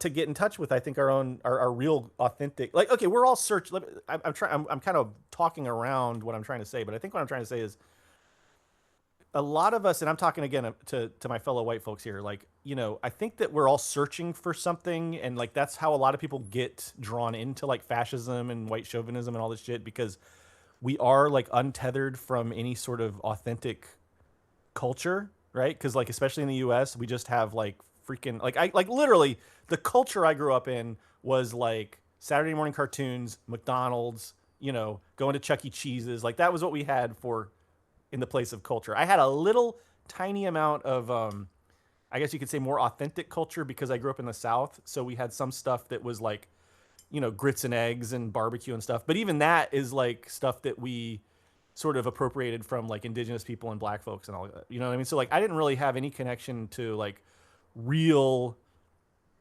cultural, institutions in my life growing up, right? And I think I'm certainly not alone in that sense, right? So a lot of people are, I think, just instinctively looking for community, looking for culture, looking to get in touch with some kind of heritage or roots. And what the capitalists have done is they've given us this artificial structure of whiteness to like, as like a what was the word you used earlier? You used the perfect word earlier. It was like what was it? Like push us off the rock, off the trail. I can't remember the word you used, but you used a word that was like, lead us down a false path kind of thing. Oh, So yeah, it's like a distraction. Yeah. So anyway, like they don't want us to get in touch with like, cause like for instance, from the capitalist imperialist colonist perspective, the last thing they want is a bunch of white folks learning about like the history of Irish anti-colonial struggle, right? Or like, the history of, there's probably a lot of folks that have Basque heritage. They don't want us learning about that. They don't want, us to learn about like how our cultures got erased. They don't want us learning that. So they give us like whiteness as this like red herring. And then that's how so many people fall into fascism and white supremacism, and then things like patriarchy as well, because it's like a placebo to make you feel like you have some culture and some power and some relevance in your own life when you really have absolutely no agency and you're really just like living at the whims of the ruling class. So I don't know if that made sense, but uh, you know, yeah, no, hopefully. I think it does, because I mean, that's a big question. Like, because I call myself like half stormtrooper because I was like, socialized and educated in the U.S. occupation, went to American school. Yeah. But I'm like Hawaiian and Pacific Islander. In Hawaii, most people are. Our ancestry is of various. Like I have some Japanese. I have also some Irish, Scottish, German, way back. But it's if you're somebody that is like definitely like European of European origin, and you're like definitely from a white family that's been white for some time, like it's a big question mark, because there's 300 plus million Americans, and America is the largest European white settler colony. I mean, there's Canada, Australia, and but like what that is like a question that I was like interested. I obviously I can't answer that because that's not something I can answer, but I was interested. That's one thing I was interested in exploring in also in Neofeud too. It's like, what do, if empire, capitalism, and supremacy, ethnic supremacy, like white, and one of them being of course white supremacy, are dismantled, then what do these people that formerly identified as white become? I don't want to give it all because this gets towards the end of the game. But like, it's a complicated, it's again, I don't want to say what it ultimately means, because that's something that everyone collectively will have to address. And obviously people who are currently identifying and are children of people that are currently identifying as white will have to, address and answer themselves. But like, I can say for sure that like, and I told you about this in the interview that's in the non-compete blog post, and also he's going to show up in the documentary, I'm sure. But because I have to struggle with like existential crises also when I was in college, and like I'm always always constantly thinking about this topic of like, am I Hawaiian or am I American? I'm like 3/5 of an American because I'm not quite the right skin color, and like my parents themselves and my parents' parents, definitely my parents, view themselves as like American Christians with some like token, like it's unfortunately like a lot of the I'm not gonna say they're like fully genocided or fully incorporated into the empire, but like they're like their residual self-image, if you will, in Matrix metaphor, like they're the way they see themselves like is often, Hawaiianness is an external thing. They are liberal Americans. And they actually identify strongly as Catholic liberal Americans. That's one way that unfortunately that Christianity can play a part of the, as you kind of said, like people are drawn to having a place, a culture, right? A people they belong to that has a history, right? And for them, like Christianity, Catholic Christianity is part of that identity. Part of it is Americanness, or at least like this kind of liberal democratic American. They're Democrats, they're liberals. They have friends that are, in the university, and that they socialize with them and through them, and they, when they make jokes about Donald Trump, other liberals that are also that are white laugh at it, and so they feel part of that group because that's part of it's a socially constructed reality between the individual and the rest of that group, right? You get what I'm talking about when I say this, and or like when a right winger from Britain or from New York or Mississippi says woke in a certain way, they all know what that constructed reality is. And so and anyway, so long story short, so it's kind of thinking about how to what is Hawaii? What do Hawaiians become? It's still under U.S. occupation. There's for me, it's like really real. And I'm not saying like it's just for us. I actually sympathize a lot with the people in Taiwan because they're also an island, super geostrategically important in terms of like global imperialist versus anti-imperial, or just global geostrategically important. Like Hawaii is the Indo-Pacific Command, which is the headquarters. They just started RIMPAC, by the way. So the world's largest global imperial practice. They have like hundreds of, or like the whole U.S., the NATO, South Korea, Japan. They're all doing this massive war games, practicing for like ultimate war on World War III on China, basically. And so we're still deep under this military occupation.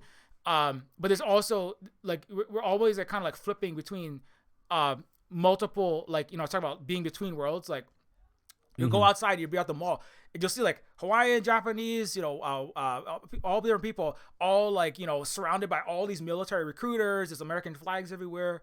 And it's just like America. In certain areas, you go to Waikiki, you go to it's all Americanized Hawaiian. It's like Mick America. It's like Disneyland with like built on indigenous people's actual culture with fake cellophane lace, and it's like, and then and there's Pearl Harbor's right there, and at the same time, like there's all these Hawaiians that are also here, and actually Hawaii is 75% Asian and Pacific Islander, and who also have like a completely different. We're like, this is not the United States of American state. This is with the Indo-Pacific Command headquarters. This is the, this is the nation of Hawaii. This is the Lahui. This is the Aina, the Aina upon which we are on. Its motto is Ua Maokea Oka Aina Ika Pono. The life of the land is perpetuated in righteousness. Like, and there's Hawaiian language, which is language erasure is part of the erasure of culture too. And that's one thing that we're trying our best to, restore ongoing struggle, like basically every day for identity. Even with that guy we're just talking about, who views himself as a very well-meaning, solar punk hippie liberal rich guy from California, but he's like, right there, like there's all this, like Hollywood's just saying like she was exhausted, she was trying to be there like as part of these 4 people in this meeting to fight back against somebody who's basically buying up huge swaths of Hawaiian land to create like resort Burning Mans for rich rich American white people who view themselves as trying to change things. So we're like like in a constant struggle between multiple worlds and realms, and like obviously I'm writing science fiction and cyberpunk, and that's right. Like Liz's character is kind of like partially me because there are other Hawaiians that like know way more of the language than I do. They're like because I don't want to, because one of our friends, Manapua, is literally here. Manapua was like raised in, West Coast of the United States. He's never even been to Hawaii. And he's Hawaiian. But just part of colonialism is forcing all the native people as much as off of our homeland. Like 50% of Hawaiians don't live in Hawaii, live in Vegas or Washington or California or somewhere else. I think he's currently in Montana, I think. And he's like, Manapua, that's one thing we're talking about is like, they try their best, of course. I'm not saying because, that somebody, like the way we viewed Hawaiianness wasn't a thing that you get because of, a blood quantum, which is a colonial tool. It's something that you're raised with. It's part of who you are. It's part of, the way you see the world. It's partially the language you speak in the sense that that's the values and the worldview and the perspective, like who raised you, who nurtured you is part of like that. That's central to your Hawaiianness, and so it's not something that's based in skin color. It's not something that's based in like shape of your nose, your hair texture, and these kinds of things, because there are very light skinned Hawaiians, there's very dark skinned Hawaiians, and the difference between like that, like your genetic, your exact your DNA and your physical biological DNA and your culture, who you are, is different than a lot of empires, certainly under white supremacy. Which is based upon particular phenotypes of humans being different from others, and certain being greater, and some that's the pseudoscience of race that you're talking about. So race and so like, so that it's difficult because it's also I mean, obviously it's important to discuss. It can be very painful, and like Lith's character is because sometimes I always question, nobody, like most Hawaiians are not gonna come and say you're a fake Hawaiian because you don't speak enough Hawaiian language. We just generally don't do that. But like, you can just like, but there are Hawaiians and other indigenous peoples that definitely like feel like, some people get accused of pretending, but some people just like kind of feel like a fraud, or some days you just feel like one because you're like, I work, at the U.S. military, I don't speak a lot of Hawaiian. I gotta spend so much of my time like outside my culture. I can't afford to even live in Hawaii because it's like $1 million for a house anywhere. And do I still count as a member? Like it's almost like it's really difficult because it's kind of like internally you're struggling with like. There's this book, Robert Wall Kimmerer, Brady Sweetgrass. She talks about like that, like just like feeling exhausted, being like, I have to work a full-time job and a half just to survive American capitalism as like a just a teacher or a book writer, and then to keep my indigenous heritage, it's like another full-time job. And there's like a story that's it's so real because like, and I'm feeling like I gotta just stop learning my language because I don't have time for that. I gotta pay, my kid needs food, I gotta pay these bills. And it's just like, I just can't. And it's like, and so like there's a character Lith in the Neofeud 2 where there's a really intense encounter where she's like, somebody is like, she was born in her home country. The Utopian Empire bombed her country to the Stone Age, stole the resources, left it in a smoldering wreck. She came and like, she remembers like some of her early days there, but like is kind of disconnected from her home culture because she's lived in like the equivalent of New York City for most of her life. Doesn't know really her language, but like she's like inside like learning the technology. She's the one that helps hack Nostromo's brain. She's like literally like really trying to help to fight on the side of anti-imperialism and anti-capitalism and to help all colonized people everywhere.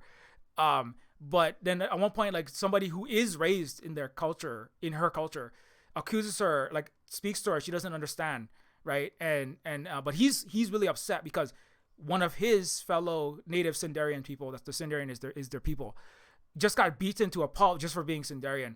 And Lith like kind of masks who she is. Like she doesn't show like all of her, it's kind of like Hawaiians who like try to, indigenous people who just try to assimilate in various ways or appear like have white appearances, wear white clothes, part the hair a certain way. They don't grow the hair long, don't have the tattoos, right? My mom like was really upset, like, or was really worried, freaked out when my sister got really obvious like native tattoos, because that's like an internalized like, how will you get a job? How will you function in American capitalism if you show your Hawaiianness, right? And like, anyway, so this is really difficult scene where it's like somebody Liz gets accused of like, you're not a real, like, you don't even know your language. Like she who doesn't know her language, she who doesn't know her dune of origin, like is nothing. You are an agent of the empire. And it's like, and like the reason why he's saying it is because his good friend just got beaten up for being too, of the native land, and so he's really being mean about it. But and Liv is like just like gets like broken by it because she's like, she's like, I can't take, because she's like internally questioning herself all the time, right? And then she gets told to her face like, you are part of the colonizer world. You are not indigenous. You are co-opted. Whatever was left of your native heritage is gone. You should just give up. But that part's like really real because like that's stuff that I feel, that's stuff that many of us feel. And I, like you said, I mean, I know this is like, I'm coming back to kind of what you're saying, which is like, but even as you said, even if right now, right, you're raised in a culture that's very far from, you got to go a long ways back to find an indigenous heritage. Like somewhere along the way, everyone was native to somewhere at some point. Everyone like had an authentic culture at some point. Maybe you have to go a long distance, but somebody's ancestors or your parents, or sometimes you went through that process, right? Of, out of survival, out of, I didn't know what to do. Sometimes out of personal enrichment, like not really great reasons, chose, it moved in a not great direction. And like, and everyone is like, not, like I think Boots Riley kind of put it one way. It's like, you can't exit the system. We are all the system, we are all part of this imperial capitalist system. Like if you're black in America, if you're black in Africa, if you're Hawaiian in Hawaii, if you're Hawaiian in Montana, if you're, of Irish descent in America, or if you're Irish descent in Ireland, like, we're all moving through the system. Somebody just accused them of being like, you're not a real black communist because, you made money.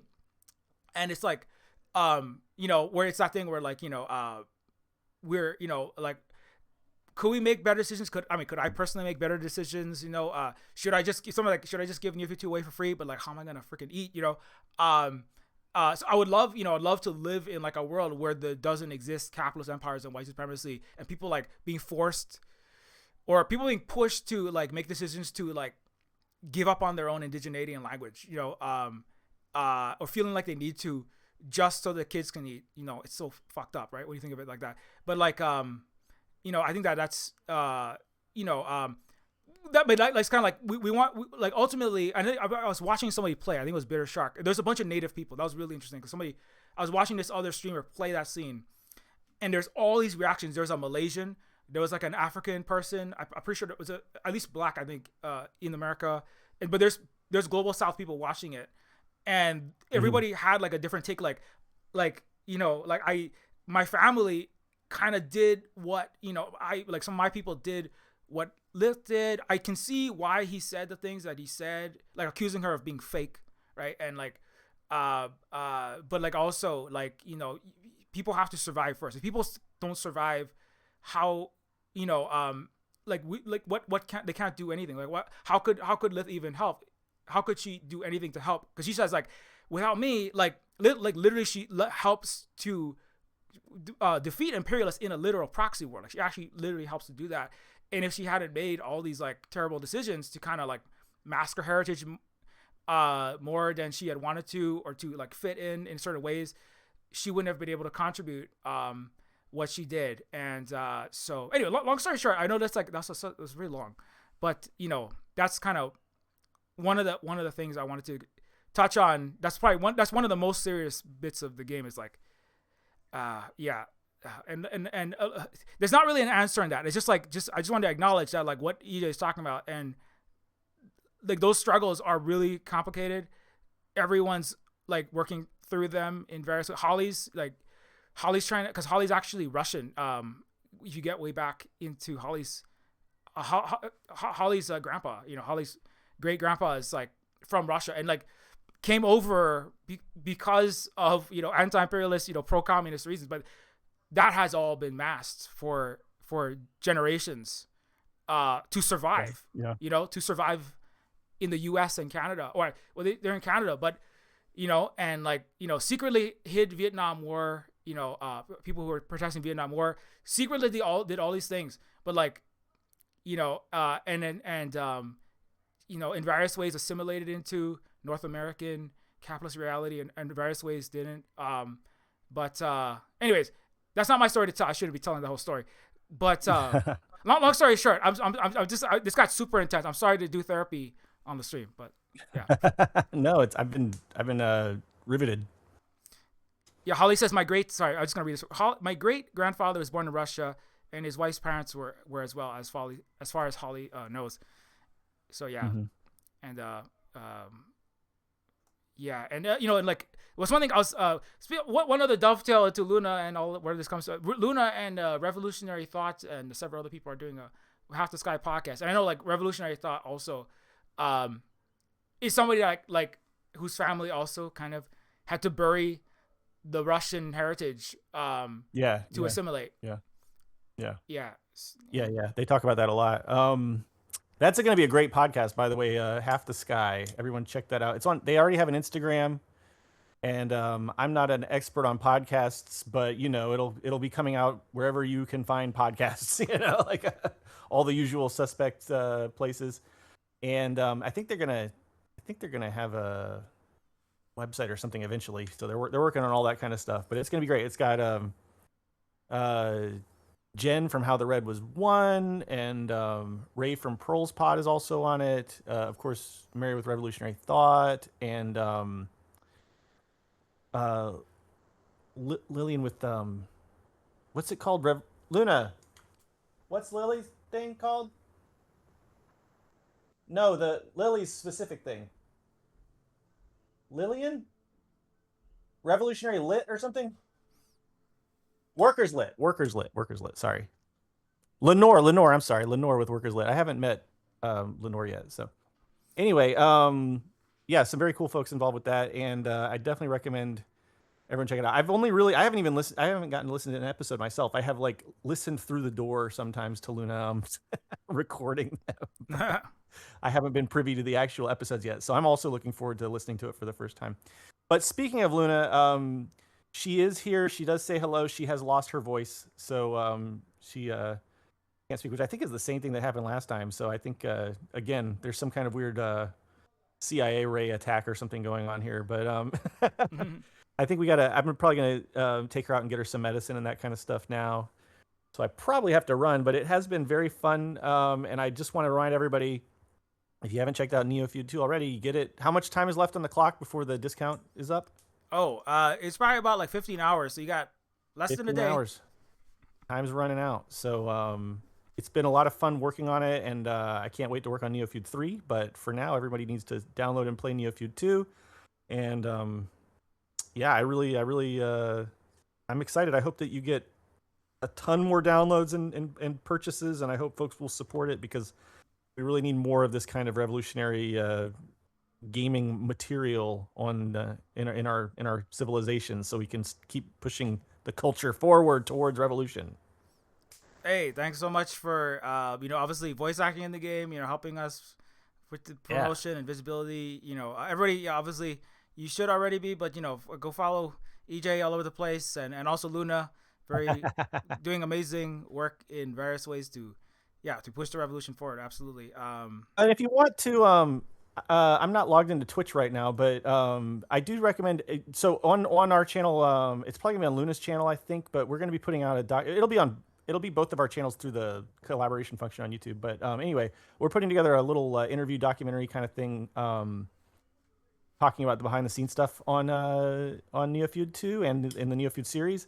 And also, maybe Holly can share out the article we just put up on our Substack and Medium. I'm sure Holly's quick on that with the links. No pressure, Holly. But that way, if folks want to, kind of get a little sneak preview of the upcoming interview that we did, that would be a place to find that. And if you want to check out our stuff, of course, you can check out Luna's show at youtube.com/lunaoi, and it's LUNAOI. And then you can also check out our stuff at youtube.com/noncompete. But I'm sure we'll talk again very soon.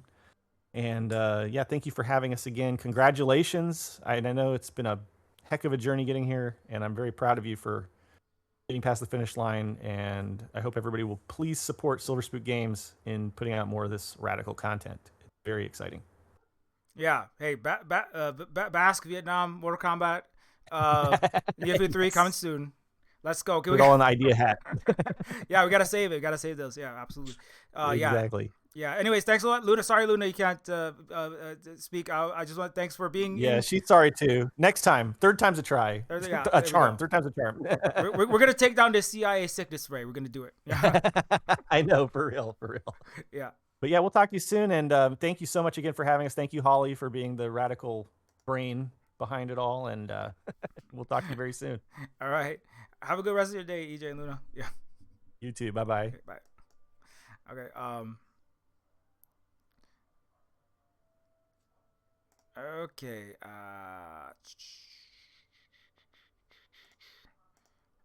Let me see if I can start this up.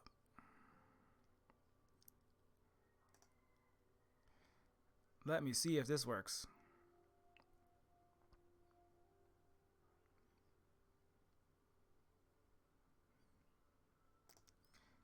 Hello, everybody. I'm closer to the screen now. What time is it now? It's now 5:45. Okay. Yeah, EJ was only supposed to be there for like an hour. So thanks for giving us 2 hours and 40 minutes.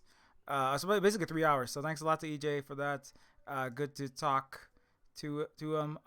Got lots of good. Yeah, we gotta do some more events, man. Good times. A lot of good discussion. Thanks everybody for sticking through that. Okay, it's like 5:45. Okay, what I might do is I might just kind of like I might just stop in, and we got a little bit of free time. I mean, we went for about 4 hours. I might just do a little more chilling out, but I might just stop it real quick so that I might just stop it so that I can, if I want, I can save this video maybe. Sorry, fix this. What is my name doing there? Get off of my face. Okay.